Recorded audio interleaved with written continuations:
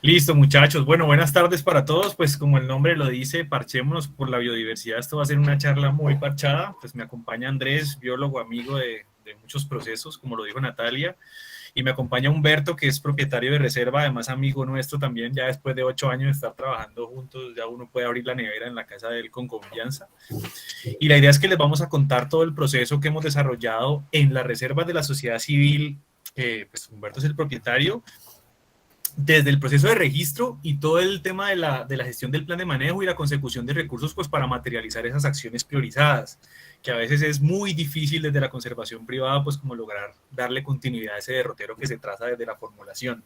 Y pues claramente en todo este proceso hemos tenido la participación de muchos actores institucionales que pues han estado presentes, que ya les vamos a estar contando cómo ha sido pues el proceso como tal.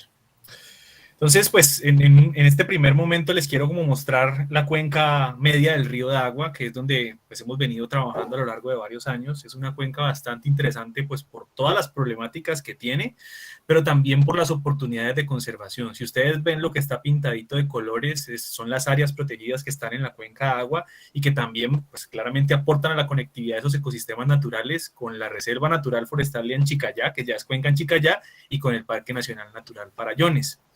En ese mosaico de áreas protegidas tenemos la Reserva Forestal Protectora de Agua, tenemos distritos de manejo integrado, que son el del Chilcal, que es cercano a las reservas que vamos a hablar hoy, a Tuncela, el distrito de conservación de suelos de Río Grande, tenemos a Chicoral, la Reserva Forestal de Chicoral, y algunas reservas de la sociedad civil, que es el mosaico que hemos venido acompañando incluso desde WCS y Corfopal con la CBC en varios de los procesos de registro. Entonces, pues esto digamos que demuestra todo el potencial que tiene la cuenca en materia de conservación y lógicamente pues como estrategia para responder a todas las amenazas y presiones que tiene la biodiversidad todo el tiempo. Es una cuenca bastante compleja por muchas problemáticas y pues digamos que aquí nos hemos concentrado en la parte media, resaltando los 4 municipios que la conforman, que son Dagua, La Cumbre, Restrepo y Viges. Ya Buenaventura pues es harina de otro costal, allá también hay muchas oportunidades y muchas problemáticas, pero pues nos vamos a concentrar en el ejercicio en la cuenca media y puntualmente en la zona de San José del Salado, que ya les vamos a contar. Esta primera diapositiva me gusta mucho porque fue el primer ejercicio que yo como biólogo tuve la oportunidad de realizar, digamos, en el marco del CIDAP, y fue la convocatoria de Conserva Colombia, que surgió en el año 2013, que fue la segunda. De hecho, entiendo que hubo otra antes, yo todavía estaba estudiando, hoy soy pollo, pero entonces lo que quiero significar aquí en este espacio es el área de trabajo donde tenemos el municipio de Dagua aquí negrito, y aquí la zona de San José del Salado y el Chilcal, que fue la priorizada. Hace parte de los ecosistemas secos o enclave seco, que tiene toda la influencia de ese subxerofítico de Atuncela, pero como tiene la particularidad de estar al lado de la cuenca en Chicayá y tiene toda esa influencia del bosque húmedo que viene del Pacífico, pues es una zona bastante interesante en términos pues de especies, ocurrencia, por ejemplo, de especies de bosque seco, pero también ocurrencia de especies de bosque un poco más andino, y eso pues digamos que es bastante significativo. Además, en su momento significó la representatividad, aumentar la representatividad de áreas protegidas para estos ecosistemas pues, que están altamente amenazados. Fue un ejercicio que desarrollamos en todo el Valle del Cauca, donde participaron organizaciones amigas, estuvo Ecofuturo, la Fundación Gaia, bueno, estuvo varias organizaciones que hicimos parte de una gran cochada en esas primeras aproximaciones desde la declaratoria de áreas protegidas en su momento. Y ahí incluimos también la declaratoria del Distrito Regional de Manejo Integrado del Chilcal y otras reservas naturales de la sociedad civil. Eso, digamos, fue un ejercicio bastante bonito que nos permitió tener ese punto de partida para contarles lo que les vamos a contar el día de hoy. Eso fue 2013-2014, para que pues echen números. Bueno, y aquí un poco para contarles más de lo que mencionaba Sebastián, de la importancia de esta zona, es pues que esa transición que permite del bosque seco al bosque húmedo, más montano, pues ha favorecido una alta biodiversidad. Pero no solo esto, no solo una biodiversidad que se ha especializado, digamos, para bosque seco, sino que también se mueve en ese cotono que hay de ecosistemas, y pues ha favorecido un gran número de especies, tanto de flora como de fauna. Sin embargo, pues la producción, la ampliación de la frontera agrícola, la expansión de las viviendas, de los centros poblados, pues ha puesto en peligro estas especies. Tenemos en esta área más o menos 27 especies amenazadas reconocidas por la IUCN, como vemos en algunas de las imágenes. También hay 6 especies a nivel nacional, pero el importante resaltar de estas especies es que hay muchas que son endémicas.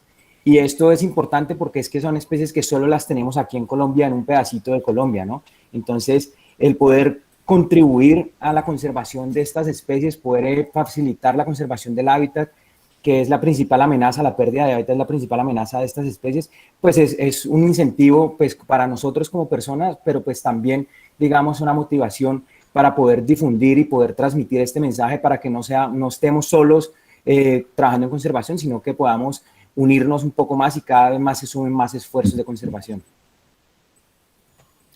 Excelente. Y ahora sí, entonces entramos al sitio que nos interesa, que es la microcuenca Santa Rosa. Humberto está por ahí, no se nos ha dormido ni ido.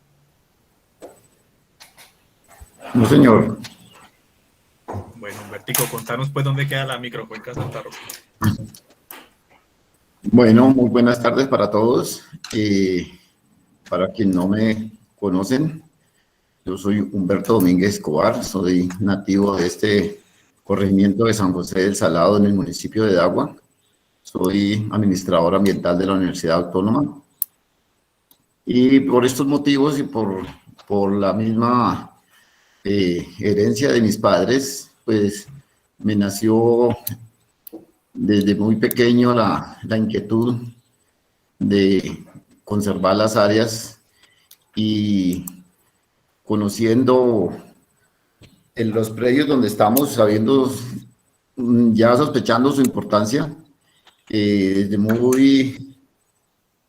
de los años 90 empezamos a ejercer algunas labores tendientes a mejorar esta microcuenca. Es así como en esta microcuenca fue una de las primeras donde se hizo el proyecto de aislamientos. En los años 95 hicimos el primer aislamiento con Corpocuencas en ese entonces, el Comité de Cafeteros, la misma CBC, hicimos una muy buena labor en esa época. Y posteriormente ya yo retorné a la finca y mi inquietud fue tomar todos estos predios como unas reservas naturales. Pues teníamos algunas inquietudes aquí con amigos como Victoria Lanarriaga. Luego, afortunadamente, nos encontramos con Andrés y con Sebastián y ellos nos ayudaron mucho a concretar esa iniciativa de crear estas reservas de la sociedad civil. La Cuenca Santa Rosa, pues afortunadamente el predio que nosotros nos encontramos, que es en esta zona de acá, ¿sí? Pues estamos en una posición privilegiada, dominante sobre la microcuenca, porque pues está pasando por nuestro predio. Entonces eso nos da una garantía de que podemos en parte restringir mucho el acceso hacia ella. Y pues en ella encontramos que hay mucha diversidad, pero yo pienso que la parte más importante de esta microcuenca es que es la fuente que suministra el agua a toda una comunidad. Aquí en esta microcuenca hay 2 acueductos y suministran el agua más o menos a unas 400 viviendas, o sea que desde ahí está su importancia en la parte de la producción de agua. Pero la otra también es su diversidad. En esta cuenca encontramos la ranita rubí, Andinobates bombetes, que es un animal, una rana que es muy escasa en todo el país. De hecho, es endémica de 2 o 3 regiones de acá del suroccidente. Entonces, yo pienso que esa es la mayor importancia que tenemos aquí. Aparte de la diversidad de bosque, y también tenemos mucha diversidad en orquídeas. En esta área se han encontrado ya 4 especies que están diciendo que son nuevas especies. Inclusive en estos días apareció otra que está en investigación, o sea que tiene esta microcuenca una gran importancia. Y como decía Sebastián, nosotros nos encontramos influenciados por la zona xerofítica de Atuncela, pero también por la zona de Chicayá, que ya es una zona lluviosa, o sea que estamos en ese punto de transición que es muy importante y muy exclusivo. Sí, Humberto. Entonces, digamos que en todo ese ejercicio y ya con ese contexto, hemos arrancado un proceso ya de hace 7 años que incluye la gestión en la microcuenca en estos ítems que les voy a mencionar. Uno, lo que tiene que ver con declaratoria de áreas protegidas, puntualmente el registro de reservas de la sociedad civil, la gestión integral del recurso hídrico, herramientas de manejo del paisaje, fortalecimiento comunitario y un ejercicio de investigación también, investigación para la conservación, relacionada pues a la selección de los objetos de conservación, incluso pues el mismo manejo de la microcuenca como tal. Humberto mencionaba que ellos pues son propietarios y tienen la fortuna de estar cerca ahí a la cuenca como tal, a la fuente hídrica, y pueden limitar el acceso en mucha medida pues a amenazas que puedan llegar. En total, pues la familia de Humberto tiene 2 reservas de la sociedad civil y un predio que pues está en proceso de registro, que la idea es que esperamos poderlo registrar próximamente, que suma alrededor de 88 hectáreas.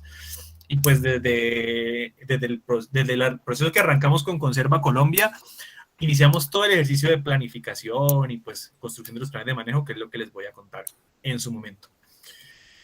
Entonces, pues aquí quisiera como preguntarle a Humberto en principio, ¿qué lo motivó a él a registrar sus predios como reserva natural de la sociedad civil? Porque en torno a esto hay muchos mitos, ¿no? Y quienes trabajamos con declaratoria de áreas protegidas y puntualmente reservas privadas, pues siempre uno llega al territorio y encuentra a veces resistencia. La gente lo primero que le dice es, vea, el Estado se va a quedar con mi finca, usted me va a quitar la tierra, me van a expropiar, y hay que romper, digamos, todo ese imaginario que la gente tiene de otros procesos fallidos que han tenido y que solo se logran, digamos, ganando la confianza. Entonces sí quería como preguntarle a Humberto primero eso, ¿qué lo motivó a él como propietario a decir, venga, voy a registrar mis fincas como reserva de la sociedad civil? Bueno, pues por el conocimiento que ya tuve a nivel de capacitación en la universidad, me vine a dar cuenta de que las reservas de la sociedad civil siguen siendo propiedad de su tenedor y no tiene mayores limitaciones legales, ¿sí? Las únicas limitaciones pues, serían, digamos, las ambientales. Entonces, y pues ya con esa información y de pronto conociendo algunos ejemplos de otros lugares, pensamos en eso, de que era bueno registrarnos como reserva de la sociedad civil, y pienso que esa es una herramienta que nos empodera más del territorio y nos facilita el control, porque es que desafortunadamente en nuestro país todas las áreas están al libre albedrío y todo el mundo está tomando decisiones que no son las mejores. Entonces, yo... Correcto. Entonces, gracias a ese proceso del 2013, en 2014... decidimos que teniendo esto como reserva de la sociedad civil, podríamos obtener mejores... Dale, Humberto, tener delay. Se logró el registro. No, le decía que además de las ventajas que nos puede dar el hecho de ser una reserva, ¿no? Siempre se consiguen, hay algunos logros con la CBC, con la administración, de pronto rebaja de impuestos o proyectos que se puedan desarrollar dentro de las reservas que ayudan a mejorar las condiciones de la misma y las condiciones de las familias que estén dentro de la reserva. Sí, gracias a ese registro, digamos que logramos zonificar los predios y construir los planes de manejo que quedaron listos en el año 2014. Esto fue con el convenio que hicimos con la CBC y el Fondo Acción, que en su momento también aportó los recursos. Digamos que el registro es la parte de alguna forma, por decirlo de alguna manera, más sencilla, porque pues es recopilar la documentación y hacer todo el trámite administrativo. No siempre se lleva a feliz término, pues porque para lograr registrarlo tiene unos requisitos en términos de la tenencia de la tierra. Solo los propietarios con la tenencia de la tierra de manera correcta pueden registrar los predios como reservas de la sociedad civil.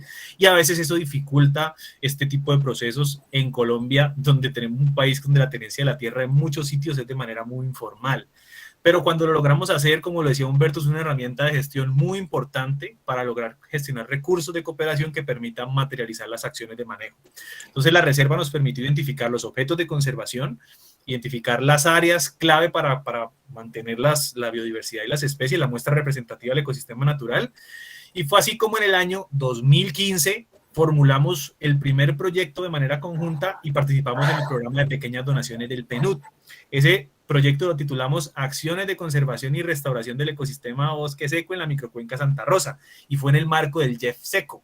Entonces, como teníamos la influencia de esos ecosistemas secos en los predios donde trabajamos, pues ahí donde estamos con Humberto, pues nos dimos a la pela de formularlo y fue una propuesta que se aprobó y nos financiaron para diferentes iniciativas y poder materializar esas implementaciones priorizadas en los planes de manejo.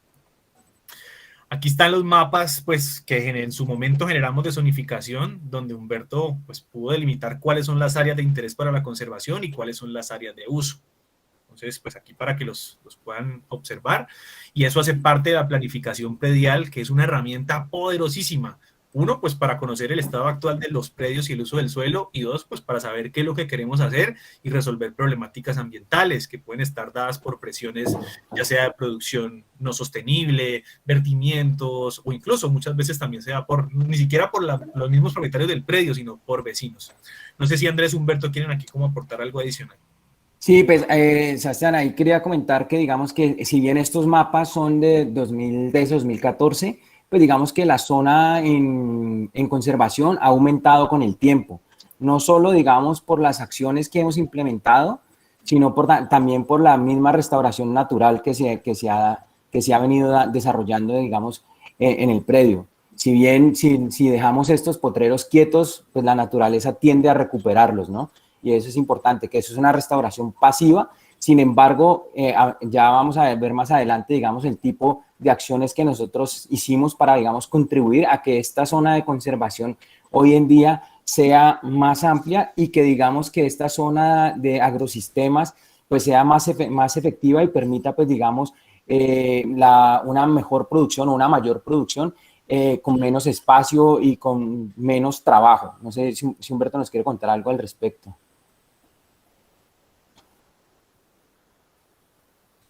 Sí, está muy bien. Sí, las áreas boscosas ya están casi en ese predio más que estamos viendo aquí, ya están en el 50% en bosque. Toda la franja de la orilla de las quebradas y en la parte alta se ha ido multiplicando el bosque. O sea, ya la mitad de este predio es zona boscosa, ya está registrado y por la CBC. Lo mismo en el otro predio también hay un área boscosa muy significativa, principalmente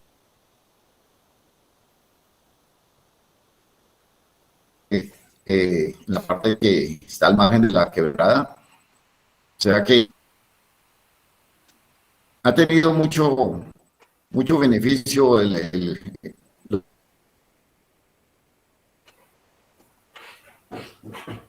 el proyecto y la reserva y el hecho de haber hecho una planificación, porque eso nos ayuda a tomar decisiones y nos compromete a seguir conservando más.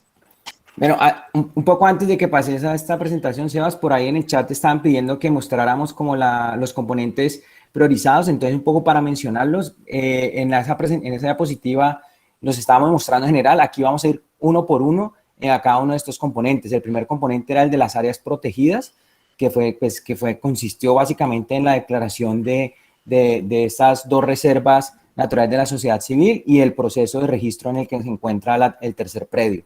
Y ya el siguiente componente ya es el recurso hídrico, que es la gestión del recurso hídrico. Sí, correcto. Digamos que parte de la planificación, pues, busca la selección de esos objetos de conservación o esa muestra representativa del ecosistema natural que queremos mantener con la reserva. Recuerden que todas las áreas protegidas deben responder a unos objetivos de conservación y a unos objetos de conservación, que a la vez son los que nos van a permitir entender si todo lo que estamos haciendo pues realmente está teniendo un efecto positivo sobre la biodiversidad. En este caso, con el recurso hídrico, que es la microcuenca Santa Rosa, ya Humberto mencionó pues la importancia, 2 acueductos veredales, le da agua a 400 familias, entonces es fundamental poder garantizar que esa microcuenca pues se mantenga en un buen estado de conservación. Logramos con este proyecto pues establecer la línea base de análisis de calidad de agua, aunque Humberto pues y el grupo de trabajo ya tenían un adicional, pero la idea era poder establecer antes de hacer las implementaciones cómo estaba, por ejemplo, en parámetros físico-químicos o incluso con macroinvertebrados, pues en temas biológicos. Eso digamos que fue uno de los elementos que pudimos apoyar en este ejercicio que trabajamos con el PNUD para poder como tener esa línea base y entender, bueno, aquí estamos parados en este momento y esperamos que a la vuelta de, no sé, 5 años que volvamos a tomar la muestra, pues haya una mejora quizás en ciertos parámetros o ver si algo está fallando. Ese digamos es como el concepto general de lo que estábamos esperando con el trabajo sobre la microcuenca. Aquí un poco para complementar a Sebastián, digamos que lo que se buscaba con esta primer línea base del estado, digamos, de la cuenca, era no solo tener la base para poder seguir haciendo un monitoreo constante, sino también capacitar a los mismos actores de la comunidad en ese monitoreo de la microcuenca. Entonces, la foto que ven en la parte de arriba, pues digamos, es un grupo de jóvenes de la zona que está con el tema del muestreo pues, de macroinvertebrados acuáticos para mirar temas de calidad de agua. También tuvimos vinculada a una estudiante de la Universidad del Cauca que hizo todo el tema de análisis de aguas y del estado del agua, que permitió, digamos, obtener una información mucho más detallada de laboratorio pues, de la microcuenca. Pero adicionalmente, como parte de esta gestión integral del agua, pues digamos que una de las principales presiones que tenía esta microcuenca, pues era el tema del abastecimiento de agua para el ganado. Principalmente los potreros llegaban básicamente a orilla de la quebrada, como alcanzamos a ver en la imagen, en una de las partes abiertas de la quebrada. Y esto pues traía efectos no solo para el agua, que contaminaban el agua, las vacas al hacer sus necesidades, al estar ahí, al mover eso, sino que también afectaba a la diversidad asociada. Se comían las plántulas cerca del bosque y pues digamos para eso se hicieron unas acciones que más adelante les vamos a contar, pero también aprovechando que esta microcuenca en la parte alta pues tiene una nubosidad, como vemos en la foto de la parte de abajo, que tiene una neblina constante, pues hicimos un ejercicio piloto de una atrapaneblinas, que es la foto del centro, donde básicamente con una malla se atrapa la neblina por condensación y se recoge en un tanque y se lleva a través de mangueras, se lleva a los bebederos también para pues, surtirle agua al ganado y evitar, pues digamos que es la presión que hace sobre la microcuenca.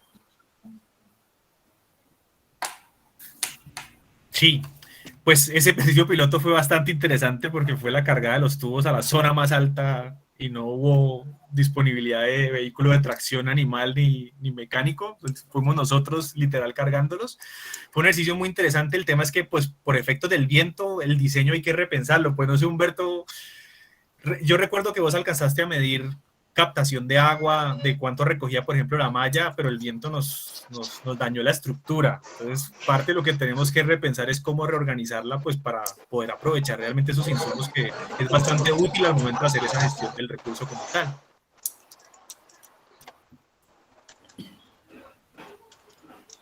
Pues en esta parte alta, es una zona por donde circula la niebla que viene del Pacífico, y lo que no caímos en cuenta era en que en ciertos momentos el viento es demasiado fuerte y entonces la malla no aguantó esa presión. Toca repensarla y yo pienso que hay que hacerles un enmallado con cables o con alambre o para sobre ello colocar la tela, o sea, que no quede ella resistiendo directamente el embate del viento porque es muy fuerte. Pero sí dio muy buen resultado. Eso se almacenaba, este tanque es de 500 que vemos ahí en la foto, de 500 litros, y ese tanque se llenó como en 3 días. No tenemos realmente los registros porque es que eso quedó ubicado en la parte bien alta y ir hasta allá requiere tiempo. Correcto. Entonces, además de eso, pues el proceso de planificación, como lo mencionaba Andrés, también buscaba orientar la implementación de algunas herramientas de manejo del paisaje, pues para favorecer las áreas naturales y, por supuesto, la biodiversidad a través de temas como la conectividad o incluso el manejo de las iniciativas productivas.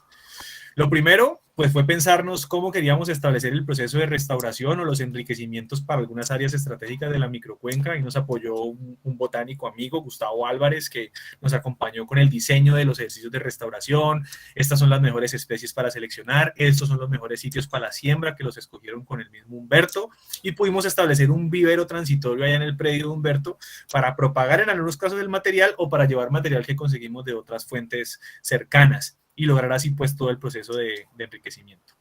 Eso venía acompañado de otras estrategias, pues de aquí le doy la palabra a Humberto para que nos cuente sobre el tema del lombricultivo, que fue bastante interesante también pues en el momento de la implementación.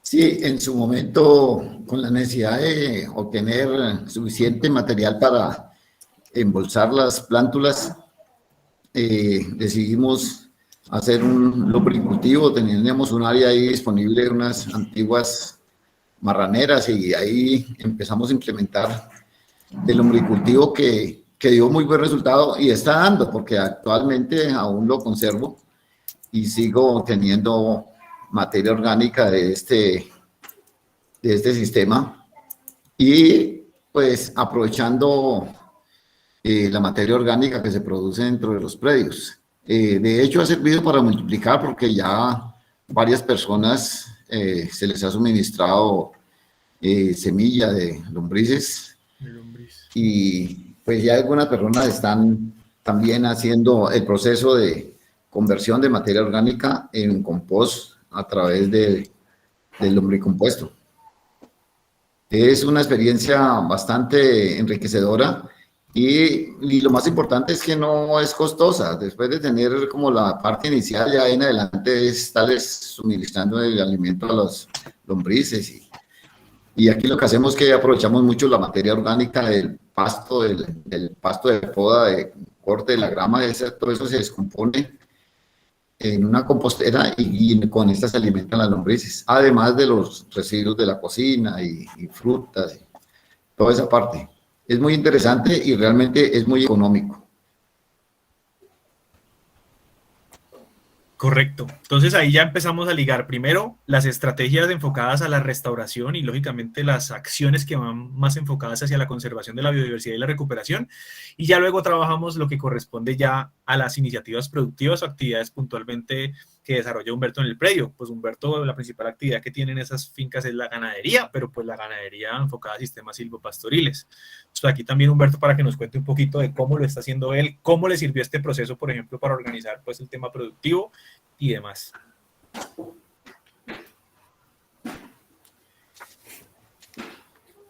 Mira, Sebastián, anteriormente el predio, pues, habían unos potreros muy extensos, aunque no es del área, no es muy grande, pero realmente la capacidad que tenían para mantener animales era muy escasa, porque los animales lo que hacían era caminar todo el predio y buscando alimento, y no se podían manejar, y estaban afectando demasiado el bosque, la cuenca, hasta la quebrada.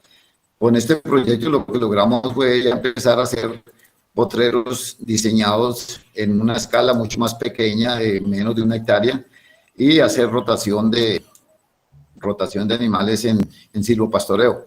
Y además, pues conservando mayormente los árboles que habían en el área, que servían a su vez de conectividad entre un parche boscoso a otro, y esto dio muy buen resultado. Y la zona boscosa pues se protegió demasiado, y se mejoró la calidad de los animales y la capacidad de tener animales. Increíblemente, en un área menor se podían tener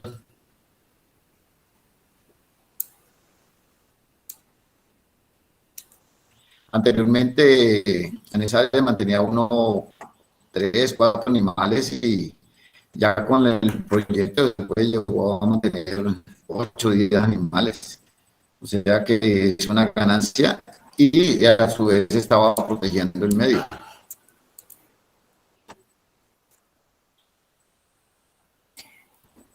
Y aquí también es importante resaltar que, digamos, que al tener ese manejo del sistema silvopastoril del ganado, como dice Humberto, pues no solo la facilidad que le permitió manejar más animales, sino que eso le permitió liberar espacio que antes era potrero para la restauración y son potreros que hoy en día pues ya están un poco más avanzados en la sucesión y ya estamos en recuperación para integrarlo a la parte de conservación, que era lo que les mencionábamos cuando mostramos el mapa de predial, pues que ya muchas de estas zonas que antiguamente eran potrero, pues ya están en conservación debido a la liberación gracias a estos sistemas silvopastoriles.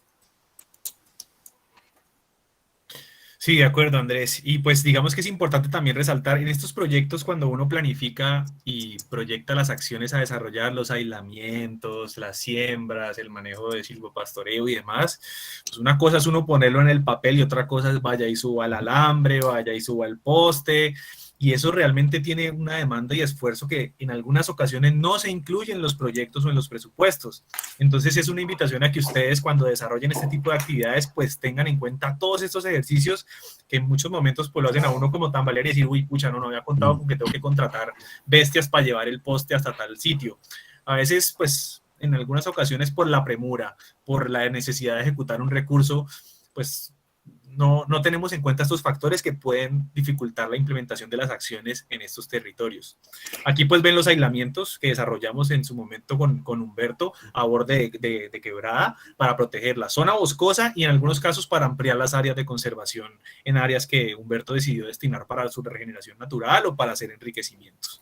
Aquí importante, Sebas, mencionar antes de que pases a la siguiente diapositiva, es que digamos que si ven esta es composteadura, no solo se usó este tipo de cerca de aislamiento, sino que también se usaron cercas vivas, donde pues Humberto empezó a utilizar árboles que estaban dentro de la zona e incluso se empezaron a sembrar plantones de algunas especies para que estas cercas fueran vivas, dado que por el tema de humedad y con el tiempo, pues esta posteadura se iba dañando muy rápido. No sé si Humberto nos cuentas un poco tu experiencia, digamos, con el tema de las cercas vivas.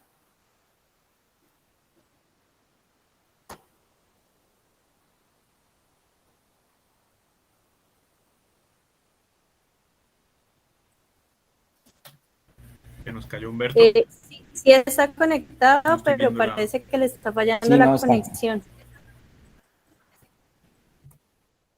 Vale, no, entonces, pues sí, básicamente, pues lo que digo, no recuerdo qué especies se utilizaron. Usamos No sé si Sebas, ¿tú te chagualos, acuerdas? nacederos, ¿Alguna algunas estacadas en la misma finca y otras sí, pues llevadas desde vivero para poner en los predios. Igual ahora más adelante les vamos a mostrar otro poquito de eso. Listo, dale, sigamos. Y pues vino todo el tema asociado a la reconversión ganadera.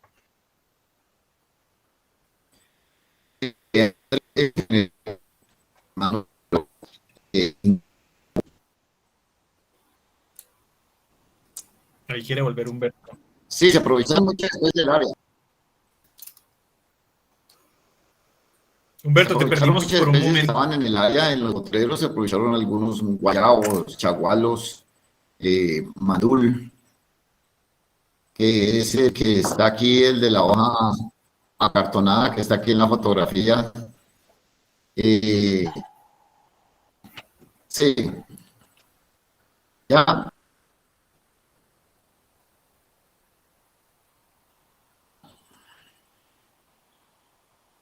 Sí, ya, ahí te estamos escuchando. Listo.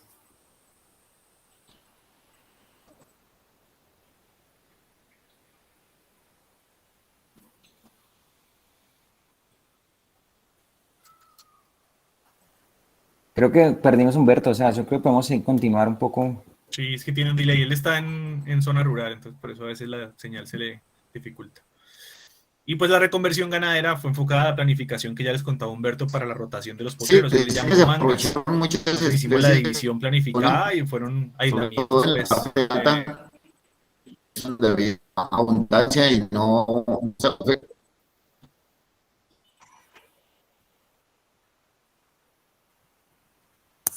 Sí, aquí la señal se complica Humberto, porque. Humberto, si querés apagar la cámara.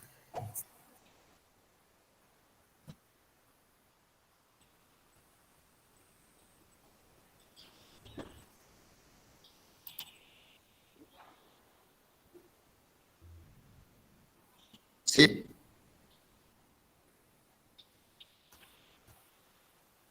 Ajá.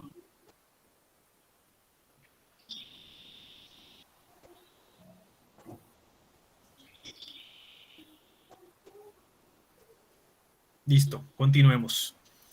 Entonces, paralelo al tema de los potreros, pues se estableció todo el sistema de bebederos que mencionaba Humberto, pues para evitar que el ganado ingresara a la quebrada. Y son bebederos en su mayoría de 500 litros compartidos entre las mangas de potreros que se establecieron pues en los sitios priorizados. Estos eran los bebederos que se cambiaron o se reemplazaron que estaban antes, y mucha de la posteadura y aislamiento también se pudo cambiar. Y acompañado a todo este ejercicio, pues vino el proceso de los enriquecimientos o la restauración. Aquí en este mapita pueden ver bien la distribución de los predios. Esta es la microcuenca Santa Rosa. Estas son las 2 reservas naturales de la sociedad civil, y este es el tercer predio, que es el más grande, que todavía no se ha registrado, pero pues esperamos hacerlo próximamente. Y lo que ven aquí es la posición de la trapaneblina, y la manguera como por gravedad va llevando a los potreros priorizados. Y lo mismo acá. Todo esto es un sistema que se conecta y está pensado, digamos, para que vaya por gravedad a todas las mangas que están haciéndose uso. Y lo que ven acá son algunas de las áreas donde se enriquecieron con las especies de árboles nativos, porque, por ejemplo, había mucha dominancia, en algún momento fue un potrero y cuando se recuperó, pues había solamente una especie de árbol, y tuvimos pues que hacer todo el ejercicio de enriquecer, incluso recuperar. No fue un proceso fácil. Por ejemplo, este camino que ven acá fue un camino que hizo Humberto y su familia para poder subir con carretilla y al hombro los árboles y poder establecer todas las siembras en su momento. Entonces, pues, algunos piensan que cuando uno está en los proyectos, pues uno no trabaja, pero sí, uno trabaja mucho. Ahí está Andrés cargando uno de los árboles. Acá está Iván Fernández, que es nuestro profesional en iniciativas productivas, que nos apoyó mucho con todo lo que tenía que ver la planificación de la ganadería sostenible. Aquí están las cercas vivas que les mencionaba Andrés. Estos son los árboles que se sembraron en los aislamientos. Y pues fue un ejercicio bastante bonito, pues porque uno realmente siente mucha satisfacción de planificar, llevar los árboles hasta sitios, sembrarlos. Y hoy día, bueno, yo ya por la pandemia no voy, pero cuando íbamos a hacer los recorridos, uno veía cómo los árboles iban desarrollándose pues cada vez mucho mejor. Entonces esto ha sido pues una experiencia bastante enriquecedora en todo el proceso de planificación y por supuesto materializar todas las implementaciones que se pensaron en el plan de manejo, y pues lograrlo es bastante gratificante. No es fácil porque los procesos o al menos las áreas protegidas, realmente su gestión y la implementación del plan de manejo depende de los propietarios al final. Entonces, una de las grandes limitantes es gestionar esos recursos para poder pues, hacer posible todo lo que se planifica. Sebas, aquí también un comentario un poco, si puedes poner la diapositiva anterior. Aquí, este es solo una de las ventanas. Hicimos otras 2 ventanas, una que está justo debajo de esta ventana, pero aquí queríamos mostrarles básicamente que cada arbolito que fue sembrado tiene un número, porque se llevó, digamos, un monitoreo de qué especie era y la tasa de supervivencia que tuvo. Afortunadamente, digamos, por el cuidado que tuvo Humberto y eso, pues la tasa de supervivencia fue muy alta. Además, para evitar, digamos, el tema de estrés hídrico de estas plántulas, pues también se les, al momento de sembrar, se les puso hidrogel para mantener, digamos, la humedad en el suelo y así, pues, evitar el estrés hídrico, pues, dado que la zona, pues, donde fue justamente este enriquecimiento, pues, era más seco que húmedo. Y aquí se ven también las divisiones de potreros que se priorizaron y se implementaron en su momento en las áreas de producción. Eso también es importante. Y lo que están viendo ahí es la zonificación de las fincas. Todo lo que está en verde son las áreas de conservación, lo que está en amarillo pues son las áreas de uso. Entonces, parte de la planificación predial. Y todos estos, digamos, ejercicios van acompañados por un componente transversal que es el fortalecimiento comunitario o la generación de capacidad, que fue dirigida hacia los propietarios, pero también hacia los vecinos o las comunidades vecinas. Esto que se ve acá de la infraestructura del vivero en las marraneras que le mencionaba Humberto. Humberto tenía una marranera abandonada y a través con guadua y con polisombra pudimos ahí construir el vivero y el lombricultivo. Y ahí pues invitábamos a algunos de los propietarios vecinos para que participaran de las jornadas. Entonces incluían, por ejemplo, preparación de abonos orgánicos, de biopreparados, bloques multinutricionales, incluso talleres de sensibilización sobre biodiversidad. A veces las mismas personas que están en los predios no conocen qué especies están en sus fincas. Y eso les sirve mucho para, pues, lógicamente, fortalecer ese sentido de pertenencia y apropiarse de su biodiversidad, por decirlo de alguna forma. No sé si Humberto ya está con mejor de señal, de pronto él nos pueda contar un poco eso, pues si ha sido de utilidad para él como propietario o incluso para la zona, pero no sé si lo perdimos de totazo o todavía está por ahí. Pues, ¿me está escuchando? Sí, señor, escucho.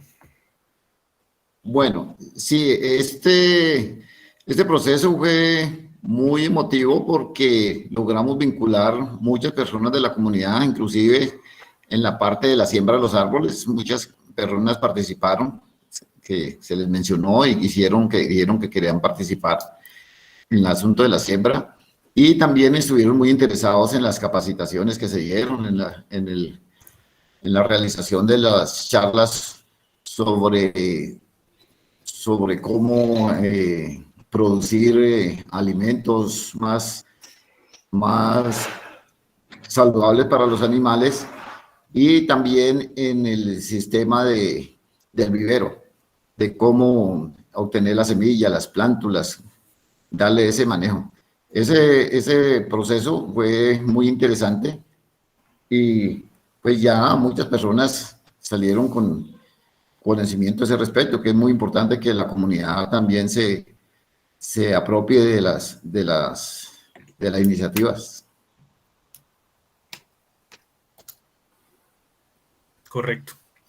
Y bueno, ahora sí le voy a dar la palabra a Andrés, que este es uno de los ejercicios que más me gusta del trabajo que hemos venido desarrollando en la microcuenca sobre Andinomaten bombetes, que es la rana rubí y es objeto de conservación de la reserva como tal. Bueno, sí, como último eje temático está el tema de la investigación para la conservación y pues como lo mencionó Sebastián pues, y Humberto, pues la importancia de esta ranita es que es uno de los objetos de conservación de estas dos reservas. Entonces, con aras de ver el estado poblacional y ver cómo se podía distribuir esta especie en el paisaje, no solo en las reservas, sino en los paisajes cercanos, dado que las poblaciones de estas ranitas están restringidas o son muy puntuales en Dagua, son mucho más abundantes ya en la parte húmeda hacia Yotoco, e incluso llega hasta Risaralda y el Quindío, pero las características de las poblaciones de estas especies son bastante diferentes, ¿no? Hay las especies donde está el bosque es más húmedo, son especies más robustas, son ranitas más grandes, y ya en el bosque seco encontramos ya esta ranita mucho más pequeña.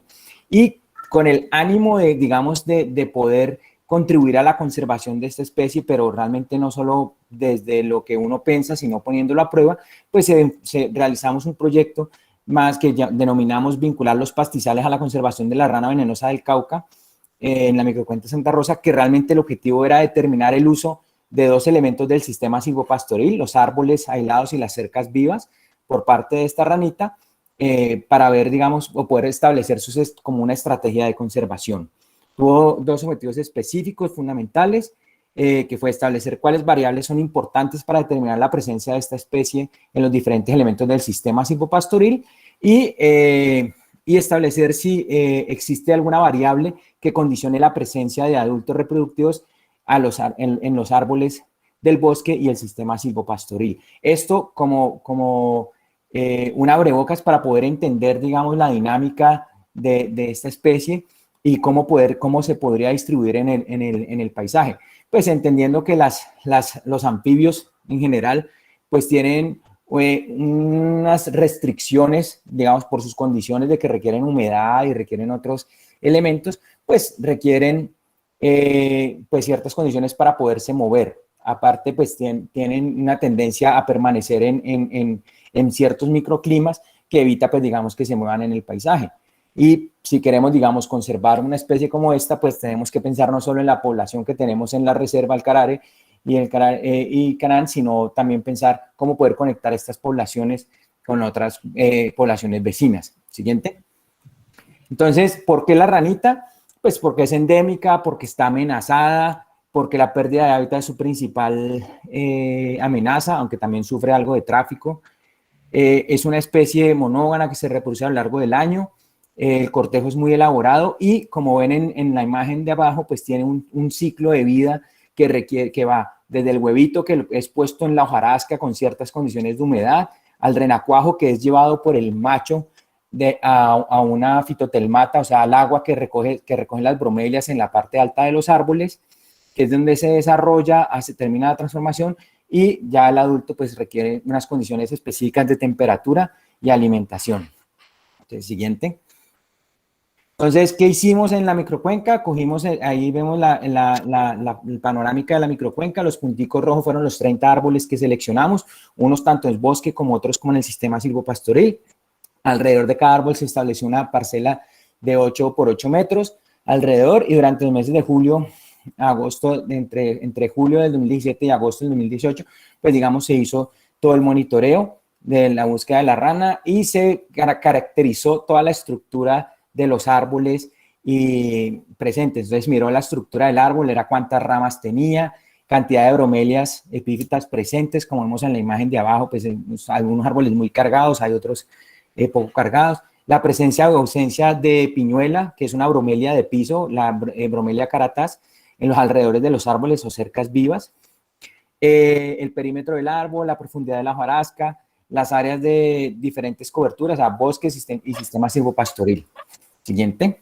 Entonces ya con esto, pues como resultado, pues se obtuvieron 580 registros, de los cuales 320 fueron capturas directas, 32 fueron observaciones donde no fue posible la captura, o sea, se vio al individuo pero no se pudo coger, y 101 registros auditivos. El canto de esta ranita es muy particular y pues solo lo hacen los machos y pues es muy fácil de identificar.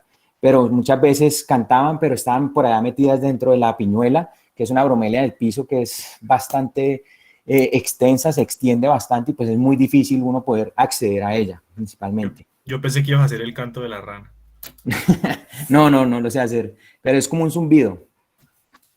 Se obtuvieron 153 machos, 39 portaban renacuajos. Aquí en la imagen del centro ven tiene un renacuajito encima, de 1 a 3 renacuajos normalmente, 116 hembras y 51 juveniles.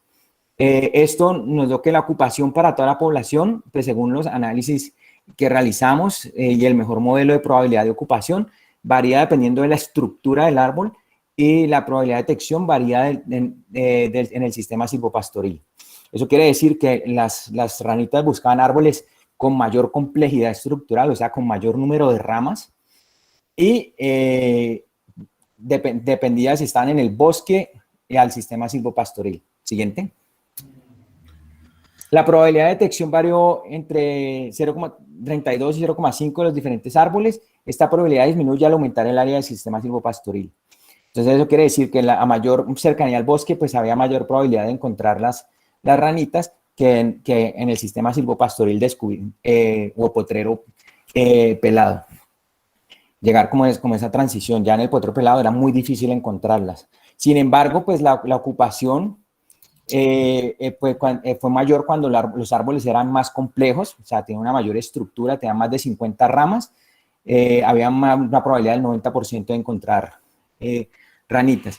Igualmente, según la cantidad de bromelias que tuviera, pues la ocupación de los machos con bromelia, pues era mucho más alto cuando había presencia de piñuela.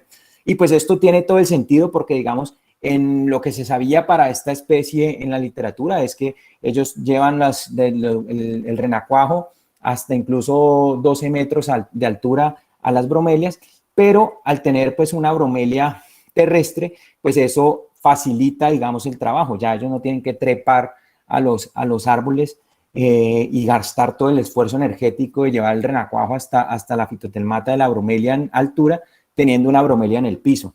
Y esto facilita, pues, que, digamos, pueda haber mayor liberación de tiempo para hacer otras actividades como buscar alimento e incluso hacer llamados y cortejos para la reproducción. Entonces, digamos que eso, pues, brinda, digamos, una posibilidad para esta ranita, el que haya una bromelia en el piso, pues, le facilita, digamos, un poco la vida. Siguiente. Pues digamos que aunque si bien estos hallazgos pues son específicos del sitio, pues digamos que uno podría pensar que pues contribuyen a la conservación de esta especie en el bosque seco, debido a que la presencia de árboles con estructura y bromelias como la bromelia carataz en el piso pues va a permitir la movilidad y el acceso a los recursos de esta especie en el paisaje. Entonces, si nosotros pudiéramos conectar la población que hay en el Carare junto con otra población cercana a través de cercas vivas con esta bromelia, pues va a permitir, digamos, un flujo genético y va a poder permitir, digamos, una dinámica de fuente y sumidero entre esta especie, favoreciendo, digamos, la conservación de la misma. Además, pues es importante resaltar que bromelia carataz pues es una especie promisoria para Colombia, o sea que digamos tiene algunas potencial para ser utilizada para temas comerciales. Sé que la usan para temas medicinales, para el daño de estómago, para hacer mermelada, para hacer otro tipo de elementos. Y pues esto podría contribuir porque al promover, digamos, estrategias como ponga cercas vivas con bromelias, pues va a favorecer no solo con que se pueda mover la rana, sino que también el propietario puede utilizar estas bromelias y sacar un beneficio económico de la utilización de estas bromelias. Igualmente, en el caso, digamos, de los potreros, cuando se van a hacer potreros, cuando se van a despejar mangas para potreros, pues el dejar árboles con mayor estructura, o sea, con mayor número de ramas en pie, árboles aislados dentro del potrero, pues va a también favorecer que digamos que de cierta manera estas ranitas puedan utilizar estos árboles como especie de piedras de paso, como cuando uno pasa por un río saltando las piedras. Estas ranitas podrían pasar por la matriz utilizando estos árboles, digamos, porque la complejidad de las ramas pues permite que haya un dosel mucho más amplio. Esto permite regular la temperatura del ambiente y el microclima del suelo permitirá, pues, digamos, la favorescencia de esta especie. Y pues estas dos estrategias, tanto los árboles aislados con mayor estructura, como las cercas vivas con Bromelia carataz, pues no solo van a favorecer esta ranita, digamos que nosotros usamos este ejemplo con la ranita por ser el objeto de conservación de la reserva. Sin embargo, pues hay estudios comprobados donde mamíferos, pájaros se benefician también de este tipo de cercas vivas y de árboles aislados en los potreros. Entonces, es una estrategia que digamos que hay que tener en cuenta cuando se haga la planificación y cuando se vayan a hacer este tipo de sistemas, pues los sistemas silvopastoriles claramente van a favorecer la biodiversidad en la zona. Siguiente. Entonces, ya otro tema que viene asociado, digamos, a este proyecto, que fue, digamos, como la parte científica para poder, digamos, comprobar la movilidad de la ranita en el paisaje y poder proponer estrategias de conservación más acorde a sus necesidades, pues también tuvimos todo un tema de educación ambiental y de empoderamiento donde, digamos, ahí vemos a Sarita, que es una de nuestras colaboradoras, explicándoles a los niños en el colegio, digamos, todo el tema de la importancia de la ranita. Para esto, pues, se usaron estas imágenes, se hicieron máscaras y también se trabajó mucho esta guía de origami, de haga la ranita, para hacer la ranita en origami, pero también un tema de empoderamiento era poder, digamos, que ellos pudieran jugar e interactuar con la ranita. Aquí vemos en la imagen del medio un juego que se planteó con los niños que era como lleva a la ranita a su hogar, que es llevarlo prácticamente a la bromelia, y todo un tema, y se manejó todo un tema de identidad, no solo con eso, sino con los mismos propietarios, con el mismo Humberto, el hecho de que la ranita esté en los logos de la reserva y en los avisos, en la señalética de la reserva, pues es evidente de que digamos, hay una apropiación y es algo que hay que resaltar, que pudimos, digamos, a través de este proyecto facilitar. Y pues que incluso ustedes vieron, el mismo Humberto cuando empezó la charla, lo primero que hizo fue hablar de su ranita, porque es que es de nosotros, es del Valle del Cauca, es endémica de Colombia, está amenazada, y pues ellos la tienen y están trabajando por su conservación. Incluso Humberto ha hecho majar blanco para la venta y en la etiqueta del majar blanco se ha puesto el loguito de la ranita y pues se dice que es un majar blanco que contribuye a la conservación, está producido en las reservas naturales de la sociedad civil y pues digamos que eso le da un valor agregado al producto, ¿no? Entonces es importante como resaltar que si bien estábamos respondiendo como al monitoreo que se debe hacer en un objeto de conservación, pues se podrán identificar alternativas para la conservación de este objeto de conservación y también alternativas, digamos, al entender la necesidad de proteger nuestros objetos de conservación y poder apropiarnos de ellos, poder defenderlos e incluso mostrarlos como mostraba Humberto o como siempre lo ha hecho Humberto y su familia. Este tema. Dale, siguiente. Importante resaltar que digamos que de este proyecto vinculamos los pastizales a la conservación de la rana Andinoates bombetes. Se realizó una tesis de maestría en la Universidad Javeriana y una tesis de pregrado en la Universidad del Quindío. También se tuvieron numerosos pasantes que ayudaron en los monitoreos y en y en todo el trabajo de campo. Estos dos proyectos fueron financiados por Mohamed bin Zayed y el Fondo de la Conservación del Zoológico de Auckland. Y pues tenemos el permiso de investigación que fue llevado con todas las de la ley, pues digamos, ante la Corporación Autónoma Regional, pues para poder, digamos, poder manipular este objeto de conservación, porque muchas veces se nos olvida que si bien estamos trabajando por conservación, pero pues también tenemos que cumplir una reglamentación, y si nosotros, que somos los que estamos trabajando por la conservación, no cumplimos ni siquiera con estos requerimientos básicos de la ley, pues no podemos esperar que la demás gente lo haga. Entonces es importante resaltar que el proyecto incluso estuvo parado un tiempo mientras nos salía el permiso de investigación, porque no queríamos, digamos, hacer lo que hacíamos con las manos, borrarlo con los pies, al no contar, digamos, con todos los requisitos legales para poder utilizarlo. Dale, Sebas. Bueno, antes de entrar a la siguiente, ahí pues como para recoger 3 guiños. El primero, pues que Humberto hace un manjar blanco muy rico, ya saben, para diciembre pueden encargarle. A través de Adriana vamos a recoger los pedidos para aportar para la conservación de la rana. El segundo, todas estas iniciativas, ustedes ven los resultados, pero eso vale plata, o sea, eso vale un billete, llevar el tesista, comprar los materiales, el alojamiento, la alimentación, el tiempo del que la acompaña, y pues claramente estos financiadores dan la plata gracias a la formulación de los proyectos que escribimos en conjunto con Humberto y el equipo de trabajo de quienes pues quieren participar. Las reservas son unos laboratorios de investigación in situ muy interesantes, y que pues en todas las reservas de la sociedad civil hay mucha cosa que hacer.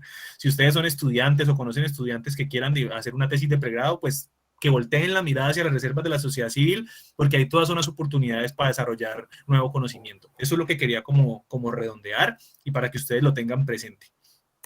Ahora, parte de este ejercicio, pues digamos, es la consecución constante de recursos, y el proyecto Conservamos la Vida, liderado por WCS, la CBC, Parques Nacionales, Fundación Grupo Argos, pues busca la conservación del oso andino en los paisajes de Colombia.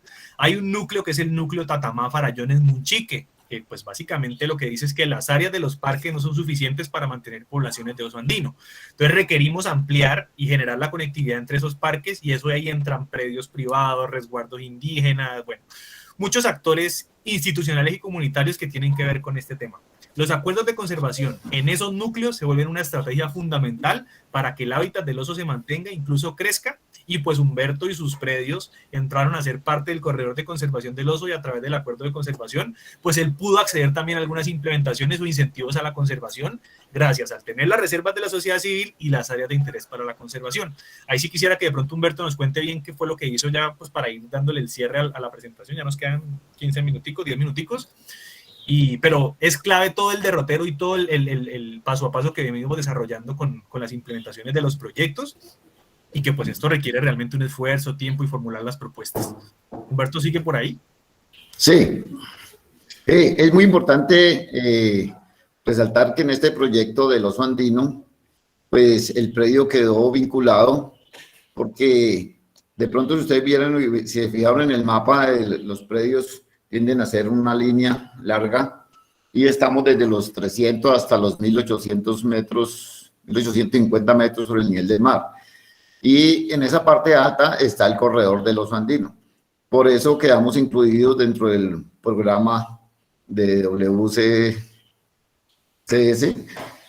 para obtener beneficios, pero a su vez también dar compromisos. El compromiso fue dejar una mayor área todavía en la parte, sobre todo en la parte de Canaán. Se amplió el área de protección para dar paso a este corredor, y a través de ese proyecto pues logramos algunos beneficios, como fue pues lograr mejorar algunas cercas vivas que ya estaban en deterioro, y se amplió en 1 kilómetro más el aislamiento en cuanto a la protección del bosque y el aislamiento para el oso. Y también obtuvimos beneficios, por lo menos en nuestro caso, quisimos experimentar con la abeja productora de miel, y gracias a eso logramos hacer un montaje con cinco cajas, 5 criaderos, que inicialmente no supimos qué pasó, que se nos murieron, unas otras se nos fueron, y volvimos a implementar nuevamente, metimos nuevamente 4 cajas que actualmente están en la parte alta y están teniendo muy buen desarrollo. Esperamos que a futuro eso nos genere una mayor producción de miel, pero básicamente lo más importante no es tanto la producción de miel, sino que estas abejas, pues que sabemos que están muy amenazadas, puedan tener unos sitios donde desarrollarse y conservarlas, porque es que en la parte media alta hay mucha variedad de abejas, no solo la abeja melífera, sino otra gran cantidad, de abejas. Y entonces a través de este proyecto hemos encontrado una oportunidad para lograr la conservación de todas estas especies de abejas que están muy amenazadas. O sea que para diciembre, Humberto, vamos a tener manjar blanco y miel. De una vez hagan sus encargos para la conservación de Andinomates bombete y las reservas de la sociedad civil. Y sobre todo por el tema de la polinización, ¿no? La polinización es muy importante en esta parte, porque como ya tenemos unas zonas aisladas donde hay una regeneración natural, hay mucho matorral y entonces hay mucha producción de flores y esto induce mucho a que crezcan los cultivos de abejas. Correcto. Entonces, pues todo este ejercicio se ha logrado, pues gracias a ese ejercicio que arrancamos con Humberto desde el registro de la reserva y todo el proceso de planificación predial y las acciones pues que nos van llevando a los procesos. También les quiero significar que hay otra reserva de la sociedad civil que hemos venido apoyando en la cuenca de agua, pues con Humberto hemos podido hacer muchas más cosas porque pues está ubicado en un lugar estratégico, hemos tenido como esa cercanía, pero hay otros propietarios y otras reservas que vale mucho la pena poder intervenir y seguir trabajando, y los propietarios pues están siempre comprometidos con nosotros para cualquier ejercicio que se quiera desarrollar. Incluso hay reservas donde hemos trabajado que hacen parte de la mesa del corredor, del área clave de biodiversidad Bosque de San Antonio. Se trabajó el proyecto para la conservación de la rana Straumantis ruisi con el programa de ecosistemas críticos, de CEPF, por ejemplo. Hay otros predios que todo el tiempo estamos en función de identificar cuál puede ser nuestra intervención, que implique formular las propuestas, hacer los acercamientos, porque todo esto requiere plata, o sea, requiere recursos y es un proceso complejo. Y pues aquí hay un mapita donde en cada reserva tenemos el respectivo objeto de conservación que pues queremos resaltar y que pues parte de lo que adolecemos es tener un flujo constante de dinero que nos permita hacer ese monitoreo todo el tiempo. Realmente aquí es cuando se da la oportunidad de tener un proyecto financiado, ya sea con la corporación, pues con la CBC que usualmente pues saca dentro de su plan de acción, prioriza algunas de las áreas de reserva, o con cooperación internacional como ya pues lo han visto que lo hemos hecho. Pero pues para hacerlo se requiere todo ese trabajo en llave, o sea, el propietario que esté presto para todo el trabajo, el área de interés, un equipo de trabajo que tenga el tiempo para formular, porque pues a nosotros no nos pagan por formular esos proyectos, lo hacemos porque es nuestra vocación y pues lógicamente porque queremos trabajar por la conservación de la biodiversidad. Entonces, pues es importante que todo eso lo tengan en cuenta al momento en que ustedes también quieran hacerlo y pues quieran trabajar por proyectos de grado y demás. Bueno, aquí un poco para contarles esta experiencia de las quebradas Santa Rosa, junto con las otras experiencias de la Reserva Natural de la Sociedad Civil que mostró Sebastián, más unos acuerdos de conservación que se hicieron con propietarios que no tenían la tenencia de la tierra, pero que estaban interesados en conservar, fue publicado en 2018 en este libro, que fue una revisión temática de la iniciativa Satoyama, y fue presentado en la conferencia de las partes en la COP14 en Egipto, dándole, digamos, mucha más visibilidad a, digamos, a lo que estamos haciendo. Y fue interesante descubrir con esto que en otras partes del mundo se están manejando como las mismas dinámicas, tienen los mismos problemas y están enfrentando como los mismos retos que nosotros estamos enfrentando aquí. Entonces fue muy chévere poder, uno, que nos visualizaran a nivel internacional, digamos, de todo este trabajo que están haciendo. Incluso en la portada del libro, esta imagen de abajo es una imagen de la quebrada Santa Rosa, y pues digamos que poder mostrarnos a nivel mundial, pues fue muy chévere digamos, con la experiencia, está la publicación, ahí está el enlace donde pueden descargar la publicación. Y pues igual si alguien la quiere, pues se la podemos enviar a través de Adriana. Pues ahí está, digamos, un poco más a fondo la experiencia que les hemos contado hoy, junto con otras de las reservas naturales de la sociedad civil que tenemos en la cuenca media del río Dagua. Y también aprovechando, digamos, todo este tema de la adquisición de recursos, la formulación de proyectos y todo esto que hemos venido planteando, también adquirimos fondos para el establecimiento de una reserva para la conservación de anfibios amenazados y endémicos del bosque seco tropical. Estamos pensando o estamos haciendo la gestión para poder comprar un predio comunitario muy cerca a la microcuenca Santa Rosa y poder establecer, digamos, esta reserva. Ya tenemos parte de los fondos gracias a la UICN de Holanda y Países Bajos, y estamos, digamos, trabajando con Humberto y con otros, con los acueductos y con otras zonas, pues porque estamos tratando de conseguir un predio que sea estratégico, no solo para la conservación de estas especies de anfibios que son endémicas y están amenazadas, sino también para la conservación del recurso hídrico y la biodiversidad en general.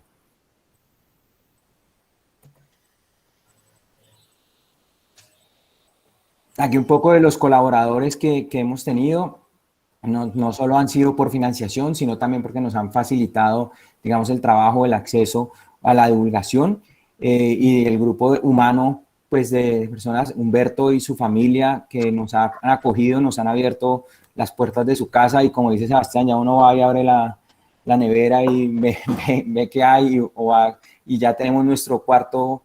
Espero que todavía lo tengamos, porque con el tema de la pandemia no volvimos, pero teníamos nuestro cuarto para pasantes, para estudiantes y para nosotros en el segundo piso de la casa de Humberto. Y pues principalmente pues agradecer, digamos, a la colaboración que nos ha presentado Humberto y toda su familia. Es un reconocimiento que queremos hacerle, porque básicamente él es como nuestro campeón en la conservación, y queremos mostrarlo y darle el reconocimiento que se debe, porque todo lo que hemos hecho pues ha sido gracias a, digamos, al apoyo y al eco que hemos encontrado en él, ¿no? Porque por más que tuviéramos la plata o por más que tuviéramos el entusiasmo y el proyecto, pues nada de esto hubiera podido sido llevado a cabo sin la voluntad de Humberto, que es el propietario de estas reservas. Correcto. Y ya para cerrar, no se vayan a dormir, les voy a proyectar. Bueno, Humberto quiere decir algo. Hágale, Humberto.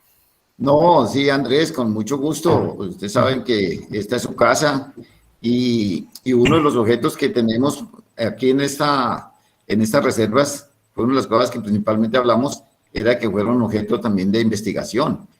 O sea que si hay personas interesadas, estudiantes que quieran en determinado momento llegar a desarrollar algún proyecto educativo, con mucho gusto les podemos colaborar. De eso se trata. Sí, de acuerdo. Esto ha sido un trabajo bastante interesante, y pues como ven, ha sido ya 8 años desde este ejercicio, donde hemos tenido pues intermitencia en algunos momentos, porque claramente dependemos de poder gestionar el recurso, escribir el proyecto y demás. Pero los aliados que ustedes ven allí han tenido su participación en ciertos momentos, y esto es un camino que continuamos. O sea, la conservación no para, y pues claramente tenemos que seguir siendo replicadores y multiplicadores de estos ejercicios. Por la biodiversidad, por el agua y... Lo que tenés que hacer, Sebastián, en la fotografía que ves aquí, el joven de la camisa verde, sí, ya está más grande que usted. Sí, este Jerónimo es el nieto de Humberto y también nos ha acompañado en todos los procesos que hemos tenido. Él ha estado al frente del cañón, y realmente pues eso es parte del recambio generacional que pues nos da esperanzas con esta penumbra que a veces nos encontramos en el mundo, mejor dicho, con respecto al tema de conservación, ¿no? A veces pues uno encuentra muchos factores que lo hacen a uno repensarse muchas cosas, pero por ejemplo Jerónimo nos ha acompañado en todos los procesos. Lo vieron cargando los árboles, siempre nos acompaña a los muestreos, a los monitoreos, y es una persona muy sensible también pues tiene la herencia del abuelo y es muy sensible a los temas de la biodiversidad. Tenemos que renovar esta foto, mejor dicho, para ponerla Últimamente está muy dedicado a la fotografía, por ahí está estrenando cámara. Chévere, muy chévere. Y bueno, ya para cerrar, pues les voy a dejar un videito del PNUD, dura 4 minutos, no se vayan a dormir, y ya para que abramos pues el espacio de diálogo y preguntas. Y un poco para que vean en vivo y en directo, digamos, lo que les hemos contado ya en video. El programa de pequeñas donaciones... Voy a adelantarlo un poquito a donde realmente arrancamos.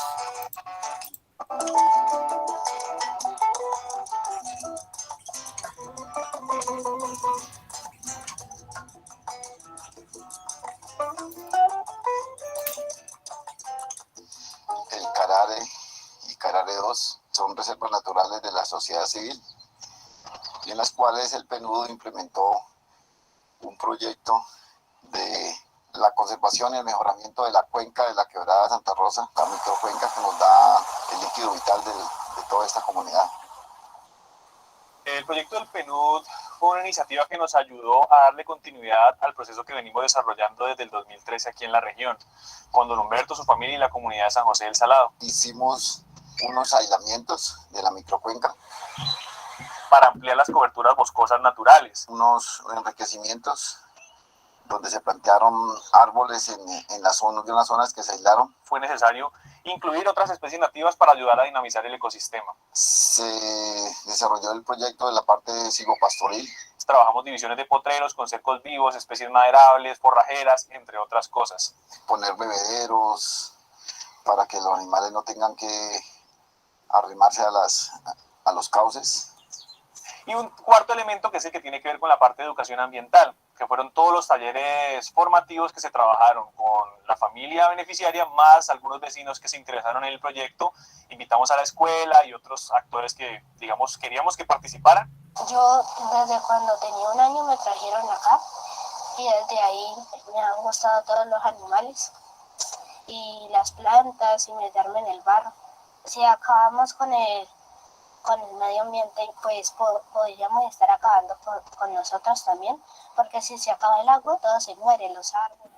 La participación de la familia de don Humberto, específicamente Jerónimo, que es el nieto, es una persona que nos acompañó en todo el proceso, muy interesado con las iniciativas que lideramos en este trabajo, siembras de árboles, nos acompañaba a campo, a sembrar, y es un aliado que tenemos permanentemente y hace parte de ese relevo generacional que estamos necesitando en la zona rural. Y eso es una preocupación que tenemos desde Corfopal y yo creo que en muchas otras entidades. Todo se ha hecho para beneficio de la comunidad, porque todo se ha hecho sobre la quebrada y sobre la microcuenca y eso al final lo beneficia a todos.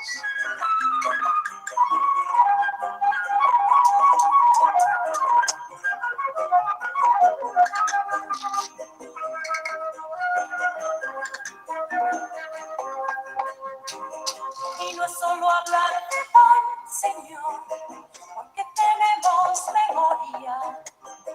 Somos una vieja historia, un cuento que hay que contar. Somos un pueblo además y un viento de libertad. Somos gente y carne amada, cicatriz en la memoria. Somos una vieja historia, un cuento que hay que contar.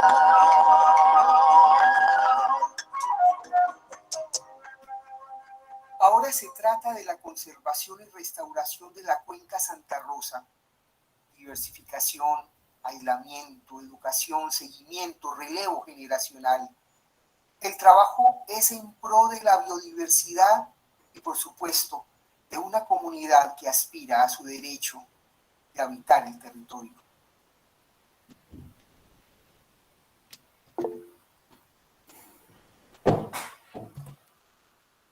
Listos. Y ahí pues terminamos lo que traíamos para compartir con ustedes de todo este proceso. Espero que les haya gustado y estamos prestos a atender cualquier pregunta, inquietud, comentario, recomendación, pedido de Mar Blanco y Miel, demás. Por aquí tienen un club de fans. Vamos a darle la palabra a Camila y a Jenny, que son quienes coordinan el encuentro, para que ya abramos espacio para este diálogo, esta conversada que tenemos entre todos. Jenny, bueno, ¿me escuchan? Primero muchas gracias a nuestros ponentes. a Sebastián, a Andrés y al señor Humberto por compartirnos la experiencia. Y pues las iniciativas tan bonitas y también como la importancia de que nos proyectan del cuidado de nuestra biodiversidad. De esta manera le damos paso a las preguntas que nos han ido formulando en el chat. Bueno, primero hay varios comentarios de felicitación, un excelente equipo, Claro, primero. felicitaciones. Por acá nos dice Gaby que felicitaciones y que qué bueno recalcar que el acompañamiento del propietario es muy importante para la intervención de la zona donde se haga la iniciativa, que es un gran trabajo y que muchas gracias por la difusión. Y tenemos muchas preguntas, tenemos varias preguntitas. Entonces arrancamos con una pregunta de Cristian, que dice que si el proceso de restauración, ¿cuánto duró en total?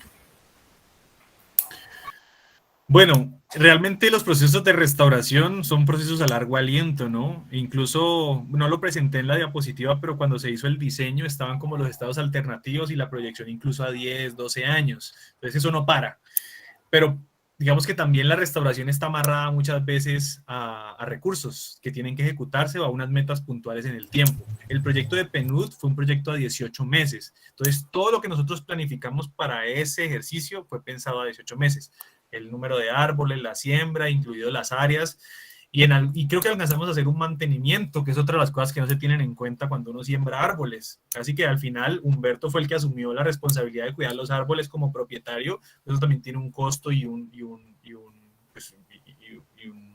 compromiso que pues si uno no lo tiene en cuenta los árboles se mueren. Aquí tenemos la ventaja pues que Humberto vive allá y él pues, le gusta todo este proceso y saca el tiempo, digamos, de hacer todo el ejercicio. Pero como tal, la restauración en las reservas está proyectada eso a 12, 13, 14 años, pues con las áreas de interés para enriquecimiento y aumento de cobertura natural. Claro, pero ahí Sebas lo que menciona de lo que se hizo con el PNUD fue lo que hicimos, las acciones puntuales que hicimos para la restauración activa.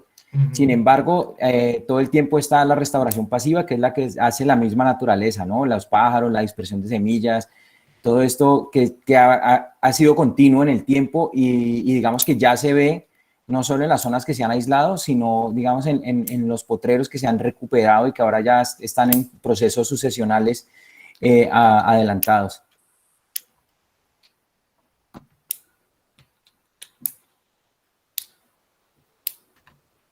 Bueno, por aquí Sandra Franco tiene levantada la manito. Queremos darle la palabra a Sandra. Recordemos que tenemos unos cuantos minutitos para hacer las intervenciones y poder dialogar con los compañeros. Entonces, Sandra, te escuchamos. Bienvenida. Hola, buenas tardes. ¿Me escuchan? Hola, Sandrita. Bienvenida. Hola, no, muchachos, felicitarlos a los dos. Un abrazo. Excelente trabajo. Muy bonita la experiencia y bueno, contarles también que dentro de la reserva hay muchos formadores de investigadores que son, pues los llamamos de los stakeholders y uno de ellos pues está hoy acompañándonos, es Dani Leandro Mora, que ha hecho un trabajo muy importante en el tema de orquídeas para farallones.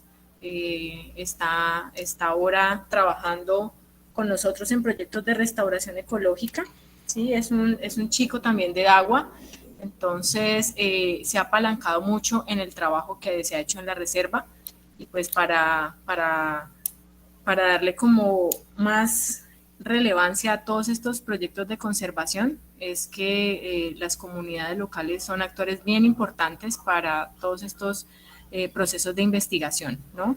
Con el registro de nuevas especies de orquídeas, también con casi que uno de los primeros que vio la ranita y bueno, creo que es una comunidad que se ha fortalecido mucho en reconocer sus recursos naturales. Entonces, pues muchas gracias por este trabajo, por el reconocimiento y por toda la gente que se ha ido uniendo y que hoy por hoy están en otros procesos, en otros proyectos y aportándole a la conservación. Entonces, no, felicitaciones, un abrazo, chicos. No, Sandrita, muchas gracias a vos por acompañarnos en este proceso y en este trasegar de la conservación.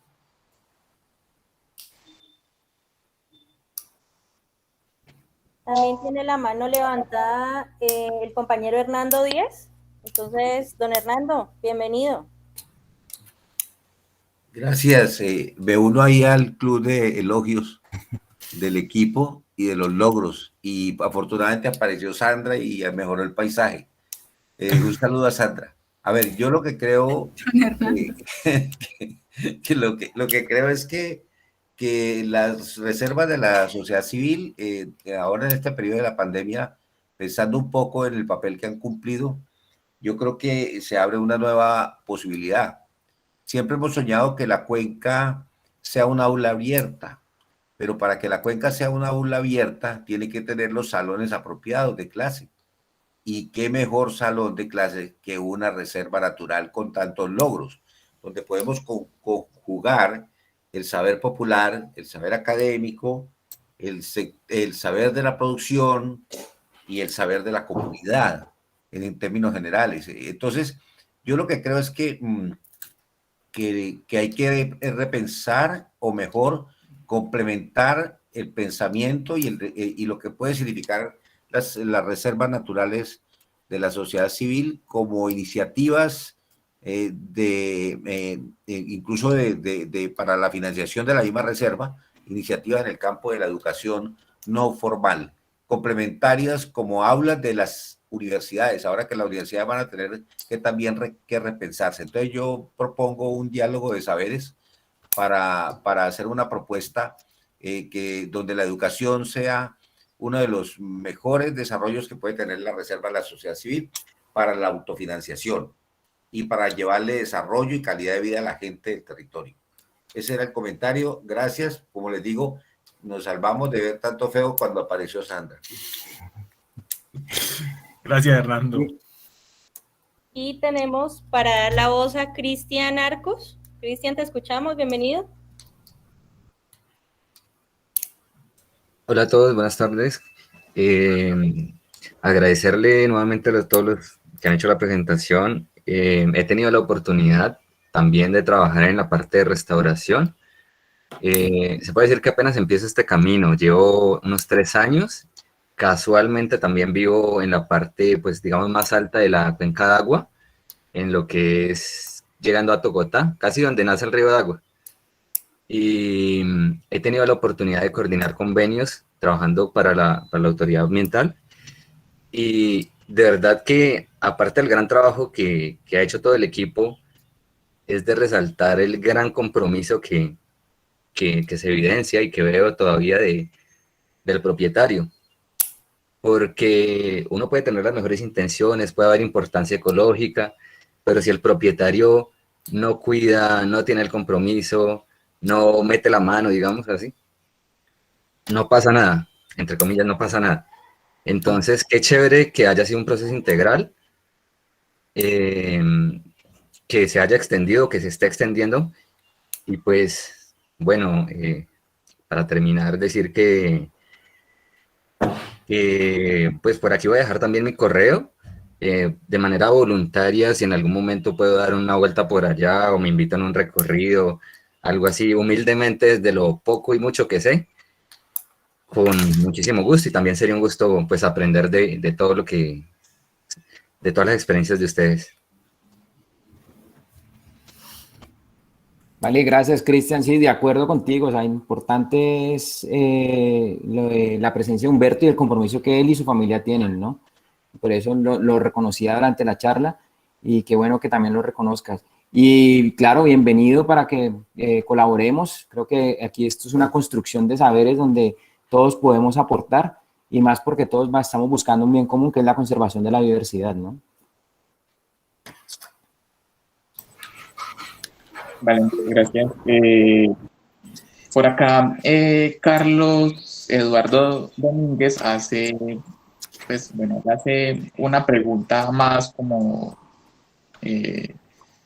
comentario, pero bueno, él aquí dice que, voy buenas tardes, la presentación nos la van a compartir y cómo se puede organizar una visita. Pero también Carlos también dice que de qué manera involucraron a las comunidades del área de influencia. ¿El trabajo solo se realizó dentro del área de la reserva?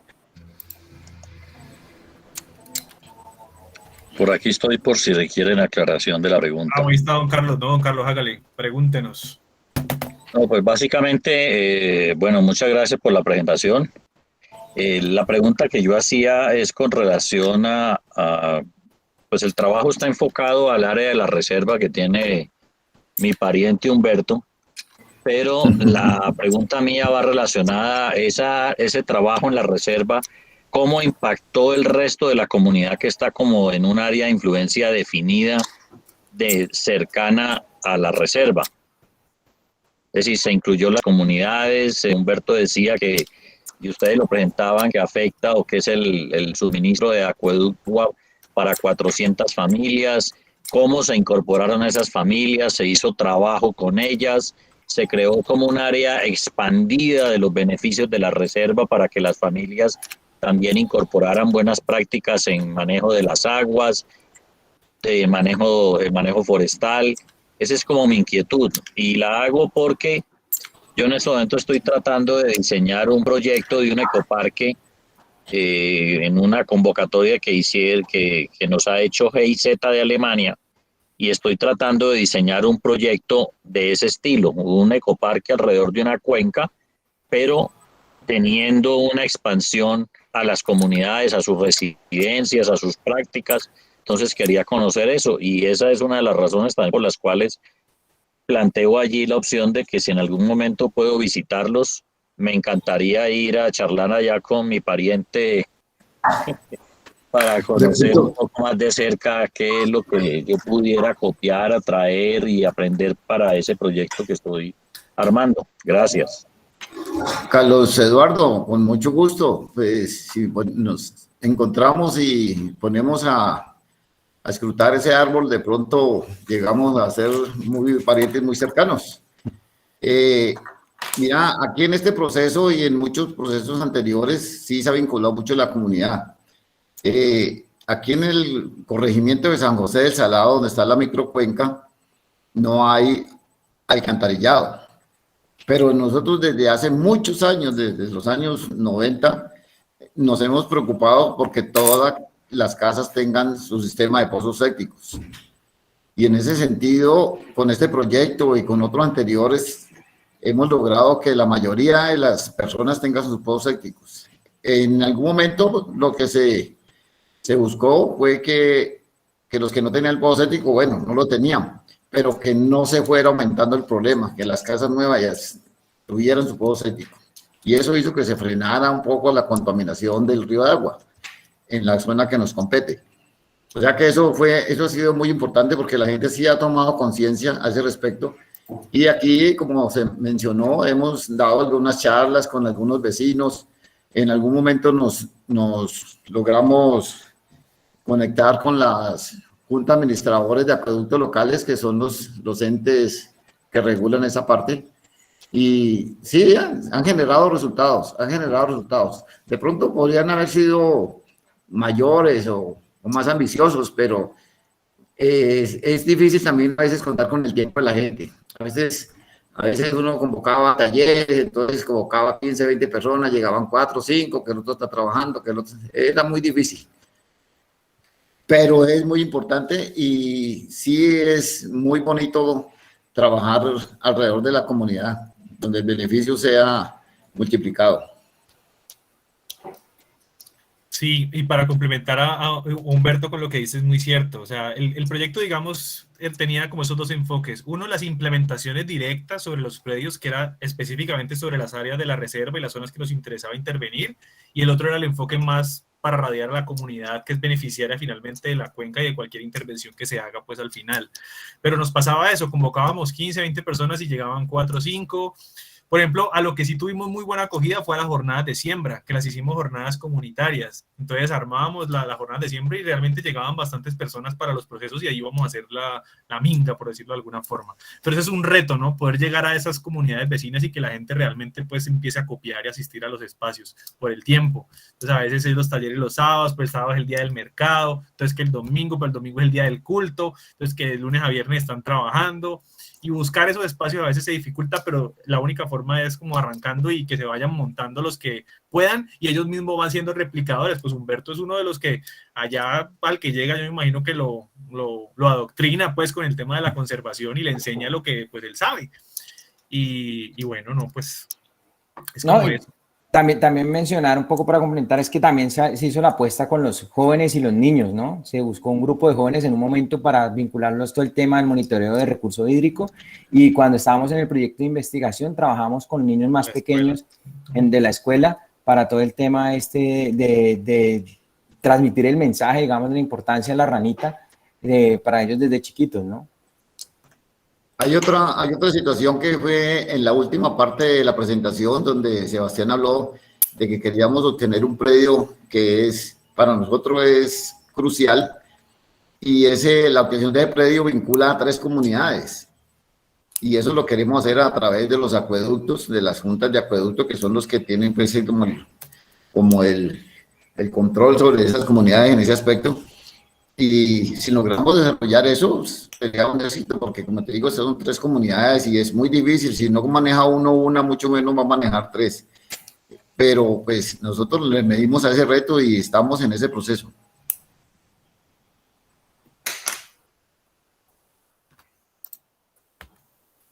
Bueno, queremos recordarles a nuestros participantes a diligenciar el formulario de asistencia. Y seguimos con un comentario de parte del CIMAP Cali Dagma. Nos dicen buenas tardes, muy interesante la experiencia y nos preguntan ¿qué especies resultaron más exitosas en el establecimiento del cerco vivo? Uy, ahí sí corchado, me tocaría revisar el informe porque yo no soy botánico, no sé si Andrés se acuerda de pronto Humberto. Sé que el chagualo fue ganador. Eso te iba a decir, el chagualo fue una ganadora, pero algo que fue muy particular para la zona y es esta bromelia carataz, que fácilmente en los cercos vivos se pega debajo de los árboles en todo lado y sirve realmente como aislamiento, porque eso se hace tan denso que el ganado no pasa, uno no pasa, escasamente pasan las ranas. No sé si Humberto, ¿te acuerdas que otra especie? Pegó bien.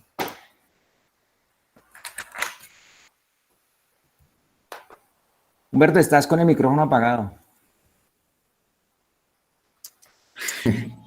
Les comentaba que el chagualo es la especie preponderante y en esta zona pues él se multiplica mucho. Es el que más nos ha ayudado. También tenemos el que llamamos el mandul, que es una especie de caucho que también es mucho de esta zona de transición. Y lo que dice la piñuela es una especie que rápidamente se reproduce. Mientras usted la logre, después de que usted ya logre implementarla, eso ya solita se multiplica como la guadua. Sí, pero puedo hacer la tarea de revisar en los informes bien cuáles fueron las especies que utilizábamos y cómo se comportaron. Listo, muchas gracias. Muchas gracias por la información. Le damos la palabra a la señora Constanza. Doña Constanza, bien pueda con su pregunta. Muy buenas tardes, muchas gracias por el espacio y felicitarlos a todos por esa linda labor que han tenido de conservación y de protección para el medio ambiente, pues especialmente para la ranita. Mi pregunta es, ¿cuántos registros deben de haber para poder... A ver, nosotros tenemos una reserva familiar y es perteneciente a una zona, pertenece a la sociedad civil. Es una reserva que tiene más o menos 40 años de conservación y protección. Y tenemos conocimiento de que se encuentra la la rana chocolate, que también está pues en vía de extinción. ¿Cuántos registros se deben de tener para poder declararla como una zona protegida?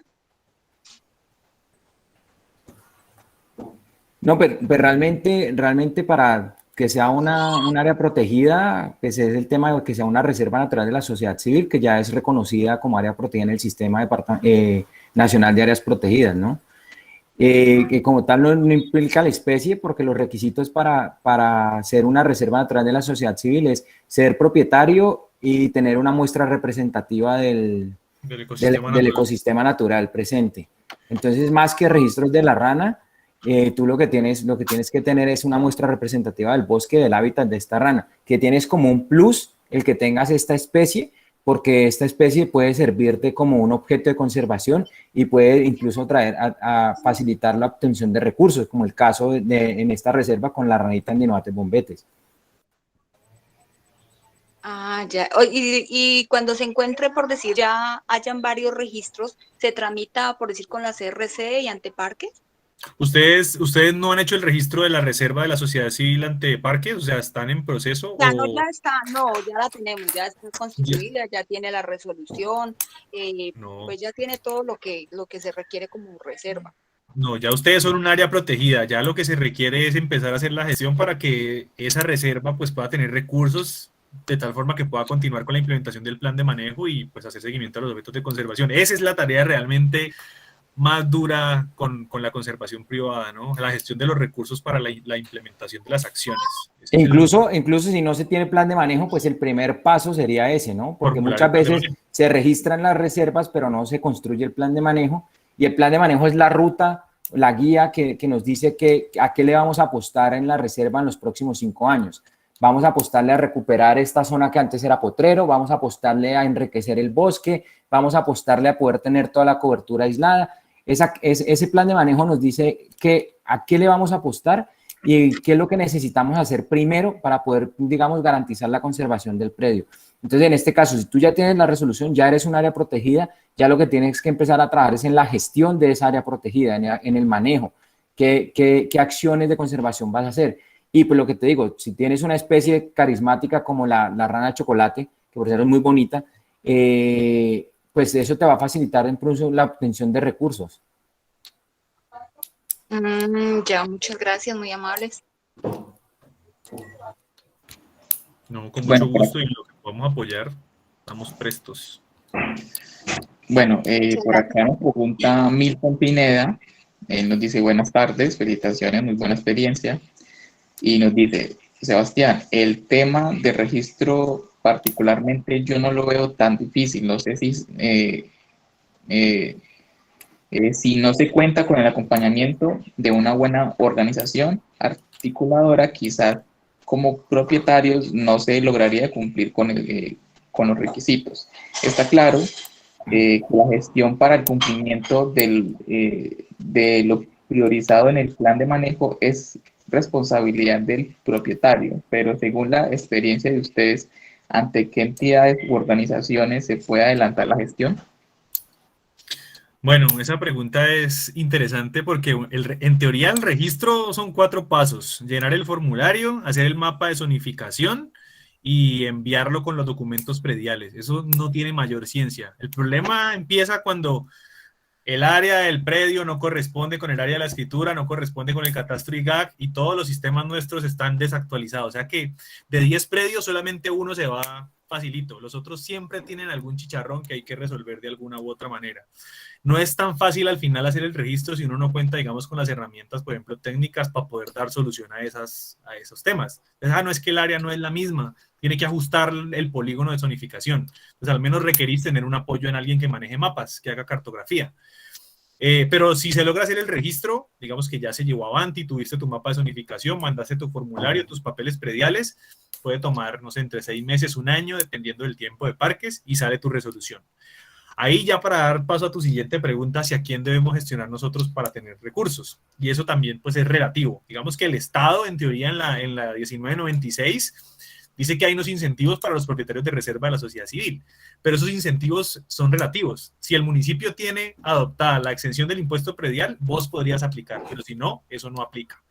Dice que si hay proyectos de intervención que van a implicar o van a pasar por tu reserva, pues se prioriza el área como área, por ejemplo, para compensaciones o restauración. Eso aplica sí, solo si va a haber un proyecto cercano a tu finca. Las corporaciones adoptan esas reservas y las incluyen en su planificación para sus planes de acción cuatrienales que hacen. Pero son muchas reservas y no siempre hay muchos recursos disponibles. Lo que hemos hecho nosotros desde con Andrés, Humberto, ha sido buscar fondos de cooperación internacional. Entonces, buscamos convocatorias de recursos que le apuesten a la conservación y la trabajamos. A veces el limitante es que cuando es un solo predio, eso no es atractivo para un donante porque no, pues es que este man va a poner la plata ahí en una finca. Entonces, a veces uno tiene que mirar cómo le da el alcance un poco más geográfico, cuenca, microcuenca, grupo de reservas, grupo de predios. O sea, como hacerlo más atractivo para el evaluador, porque a veces es difícil conseguir dinero para un solo predio. No es fácil. Lo que hemos hecho en donde Humberto es porque son 3 predios, es una microcuenca, y si ustedes vieron el mapa, además de esos 3 predios, hay otras reservas alrededor que intervenimos de alguna u otra forma. El proyecto con PNUD fue específicamente ese, pero tuvimos uno con la CBC que nos permitió hacer intervenciones en diferentes reservas de la sociedad civil. Y eso, pues, digamos, uno sirvió como contrapartida para el otro. Pero eso es bastante, incluso la empresa privada también se puede volver un actor clave con temas de responsabilidad social empresarial. Lo que pasa es que toca hacer gestión y tocar puertas, pero sí. Bueno, hay un poco para complementar, digamos, el rol de las organizaciones articuladoras, que es como el caso de Corfopal, pues es que nosotros como organización articuladora, pues adoptamos estas reservas y ayudamos en la búsqueda y consecución de estos recursos, ¿no?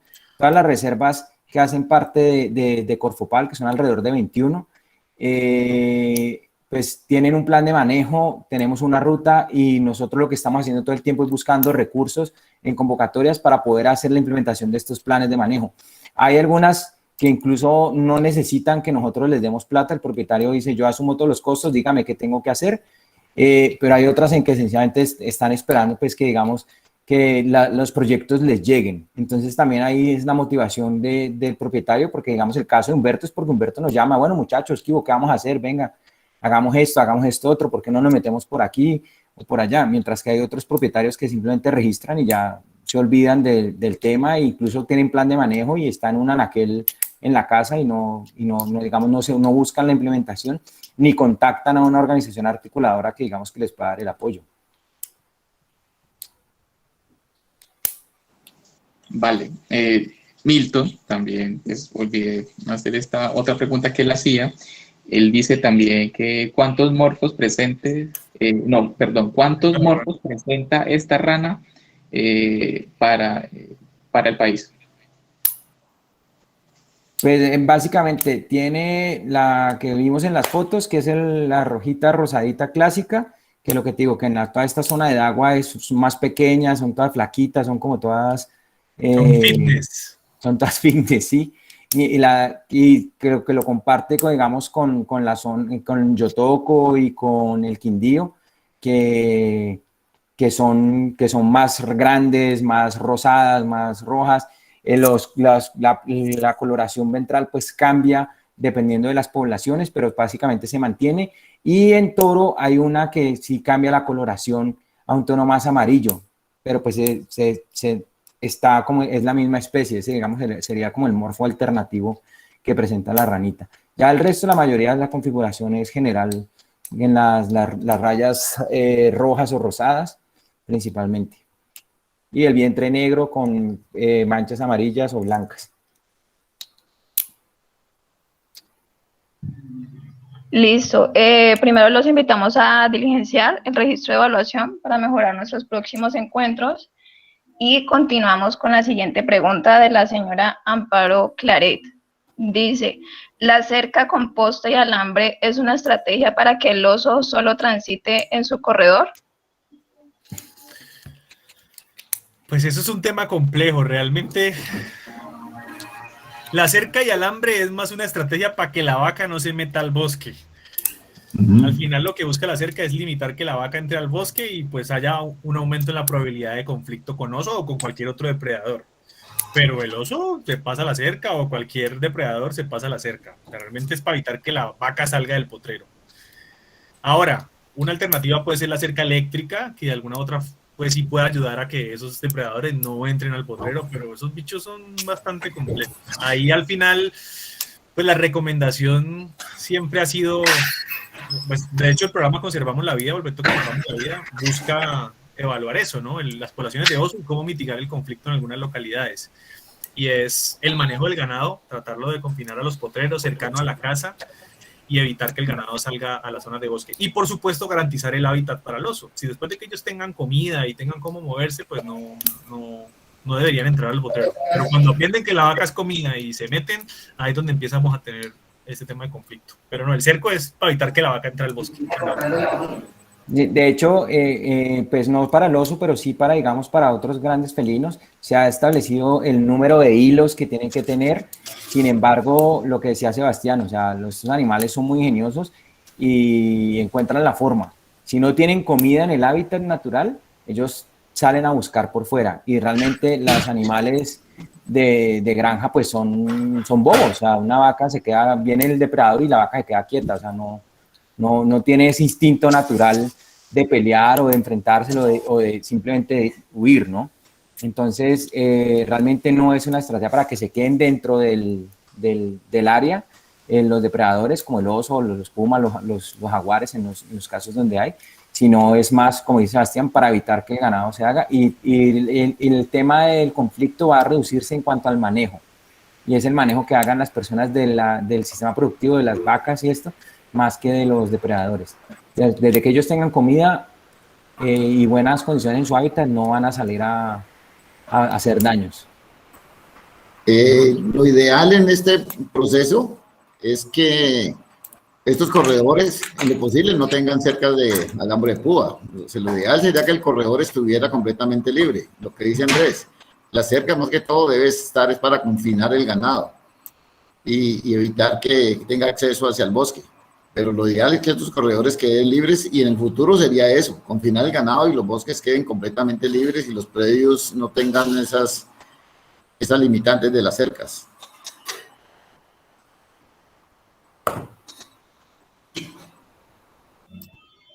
Bueno, le damos la palabra otra vez a la señora Constanza. Adelante con su pregunta. Una pregunta. ¿Ante qué autoridad ambiental se puede dirigir uno para no permitir el turismo dentro de la reserva? Le comento, o sea, nosotros no somos partidarios del turismo en la reserva que tenemos, ¿sí? Pero pues la gente no respeta, sino que va ingresando.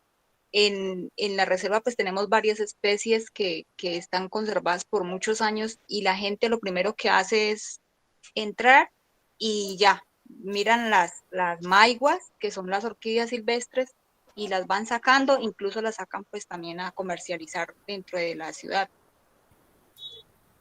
¿Ante qué organismo se puede dirigir uno para que no se haga esa parte, para que la gente no lo haga? ¿Cómo hace uno ahí para hacer ese manejo? Uy, doña Constanza, pues eso es bien difícil, porque en teoría, si es una propiedad privada, la gente sin la autorización del propietario no debería ingresar a hacer turismo. Entonces, digamos, en principio se me ocurre que eso es con policía, realmente, no le veo otra. Otra cosa es, también como están yendo a hacer extracción de biodiversidad, pues ahí ya la autoridad competente puede ser policía ambiental o la misma corporación. Es que a veces es difícil porque ellos no alcanzan, digamos, con su capacidad de gestión para llegar a muchos sitios. Yo, de pronto, la recomendación que haría es empezar a incluir dentro de los lineamientos de manejo temas de señalética. A veces eso ayuda también a evitar que la gente empiece a ingresar, como que eso es una reserva de conservación, aquí está prohibido el turismo, o sea, que la gente visualmente vea que no deben acceder a los predios. También escuché un cuento una vez en una reserva, el señor se inventó una historia de que en la parte alta del bosque asustaba. Bueno, yo no sé, me han hecho un cuentazo de que asustaban y empezó a regar un chisme y la gente empezó a dejar de entrar al bosque. Pues son cosas que uno escucha y pues que dependiendo del sitio donde está pueden servir también. A veces crean rumores para evitar que la gente se meta a los bosques. Pero ahí sería con policía, pienso yo. No sé qué dice. Hay una situación que es muy importante tener en cuenta. que es la educación ambiental dentro de la comunidad, porque muchas veces las personas foráneas llegan a los predios porque el mismo local es el que los lleva. Entonces, si en lo posible se busca que los locales tengan la información y no hagan que las otras personas accedan hacia esos predios, pues ya eso ayudaría mucho, porque de hecho sí es muy difícil, aparte lo sufrimos, y es muy complicado entrar a chocar con la gente, y más en las condiciones que estamos en estos momentos los líderes sociales. Sí, es difícil. Lo que pasa es que allá también hay una cascada y pues uno entiende que por lo de la pandemia, pues lo que más quieren en este momento la gente es salir a caminar y a oxigenarse, ¿no? Pero pues ya lo están haciendo, digámoslo, pues en ciclismo y pues, o sea, ya no se van a dañar como el ecosistema que tenemos. Entonces uno como que a veces ya dice, bueno, ¿cómo actúo? Pues sin entrar a chocar con la comunidad, porque pues es muy difícil porque pues se pone en riesgo muchas situaciones. Entonces uno dice, bueno, ¿cómo manejo? ¿Les doy apertura o cómo hago para cerrar de que la gente no esté ingresando pues como a causar daño?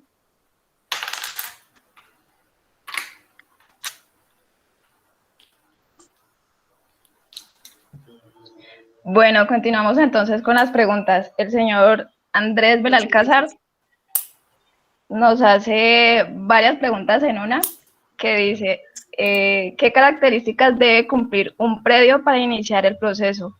¿Un área mínima? ¿Algunas características específicas del territorio? ¿Cuerpos de agua?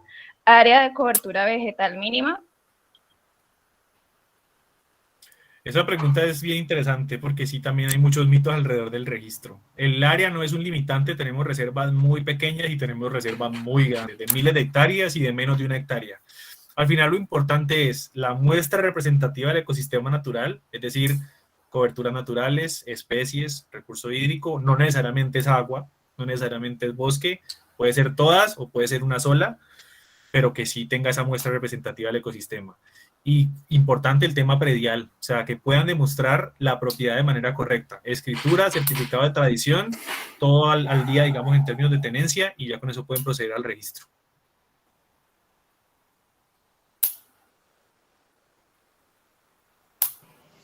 Vale, y también Andrés nos pregunta que si sobre el video, que si van a dejar el enlace, ya que a él le gustaría compartírselo a un amigo. Voy a buscarlo, yo no sé dónde tengo ese enlace del video, Andresito, tenemos el video descargado. Yo lo tengo descargado, yo se lo puedo enviar a Adriana y a través de Adriana lo pueden hacer, o nos puedes escribir solicitándolo a info@corfopal.org. El enlace de esta conferencia. Y ahí lo enviamos. Dice el enlace de esta conferencia del video. Tranquilos, no se preocupen. Eso queda en Facebook, de aquí al lunes, sí, de aquí al lunes lo subimos a las redes sociales del CIDAD para que ya lo tengan. Yo se lo mando, Andrés. ¿Listo? Jenny y John Eduard, en los apuntes, ¿hay más preguntas para desarrollar a los compañeros? No, creo que esas eran como las últimas. También revisando por acá el chat. No, son como Andrea las estaba últimas. pidiendo la palabra, no sé si fue desconectó, Andrea Cáceres. Por ahí la vi con la manito levantada. Aquí estoy. Pero es que yo iba a decir, es que luego vi que dijeron que si era de turismo de Popayán, pero entonces lo mismo que estaban diciendo por ahí, que deberían tener un guía certificado, porque ahorita todas las actividades de turismo de naturaleza deberían andar con un guía. Entonces, si las personas son, pero pues ahí sí no sé cómo es la reglamentación ahora con el tema de que si no van con guía, porque yo sé que por lo menos para Farallones y para el Parque Natural sí tienen una multa ambiental que es como un salario mínimo, si no estoy mal, y tienen una connotación nacional, o sea que quedan como en lista negra, por decirlo así. No sé cómo funciona para el tema de reservas, pero sí sé que para el tema de Secretaría de Turismo sí podrían como ir y preguntar.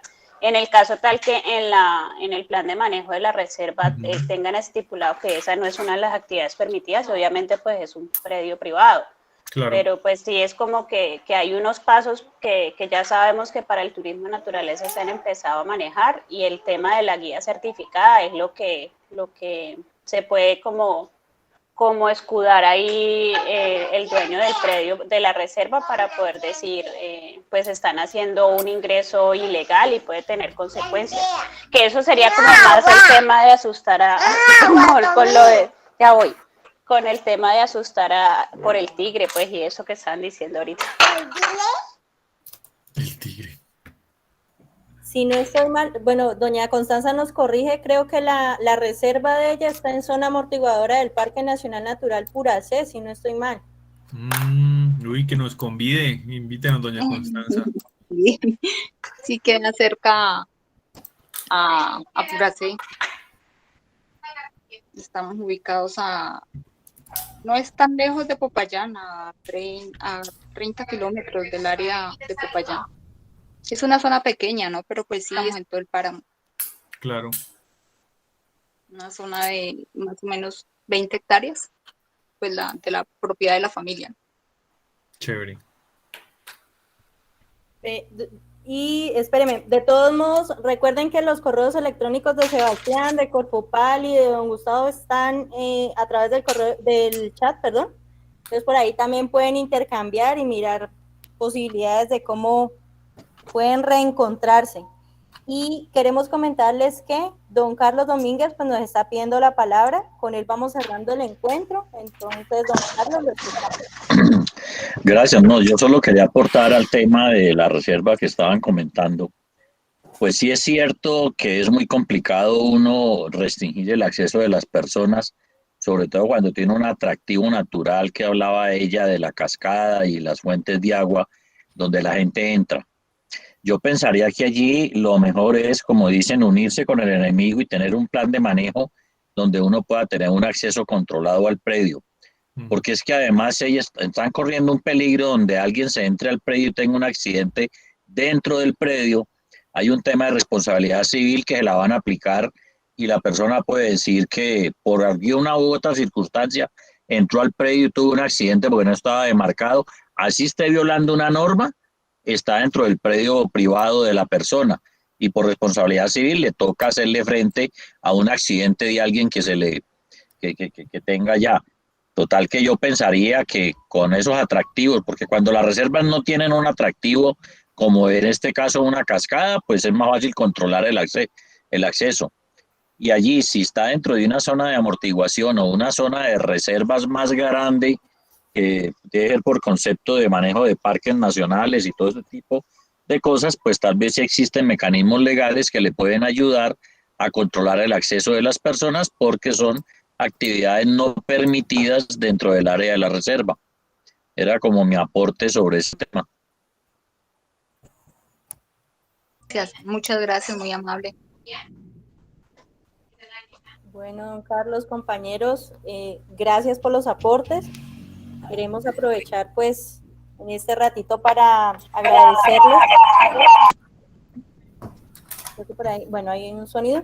Queremos agradecerle a Sebastián, a Andrés y a don Gustavo por la oportunidad que nos brindó. Don Humberto, ay, discúlpeme, yo le cambio el nombre a todo el mundo. Ya esto es mal mío de la vejez. Queremos agradecerles de corazón la oportunidad que nos han brindado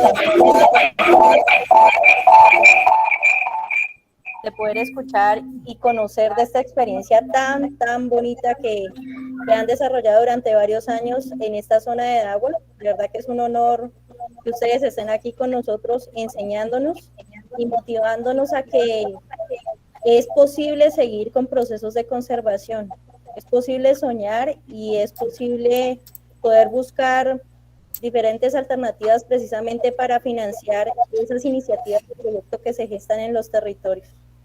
De verdad que muchísimas gracias y esperamos volver a tenerlos en este espacio de encuentro en otras fechas con otros temas de los que sabemos que ustedes manejan desde su experiencia investigativa.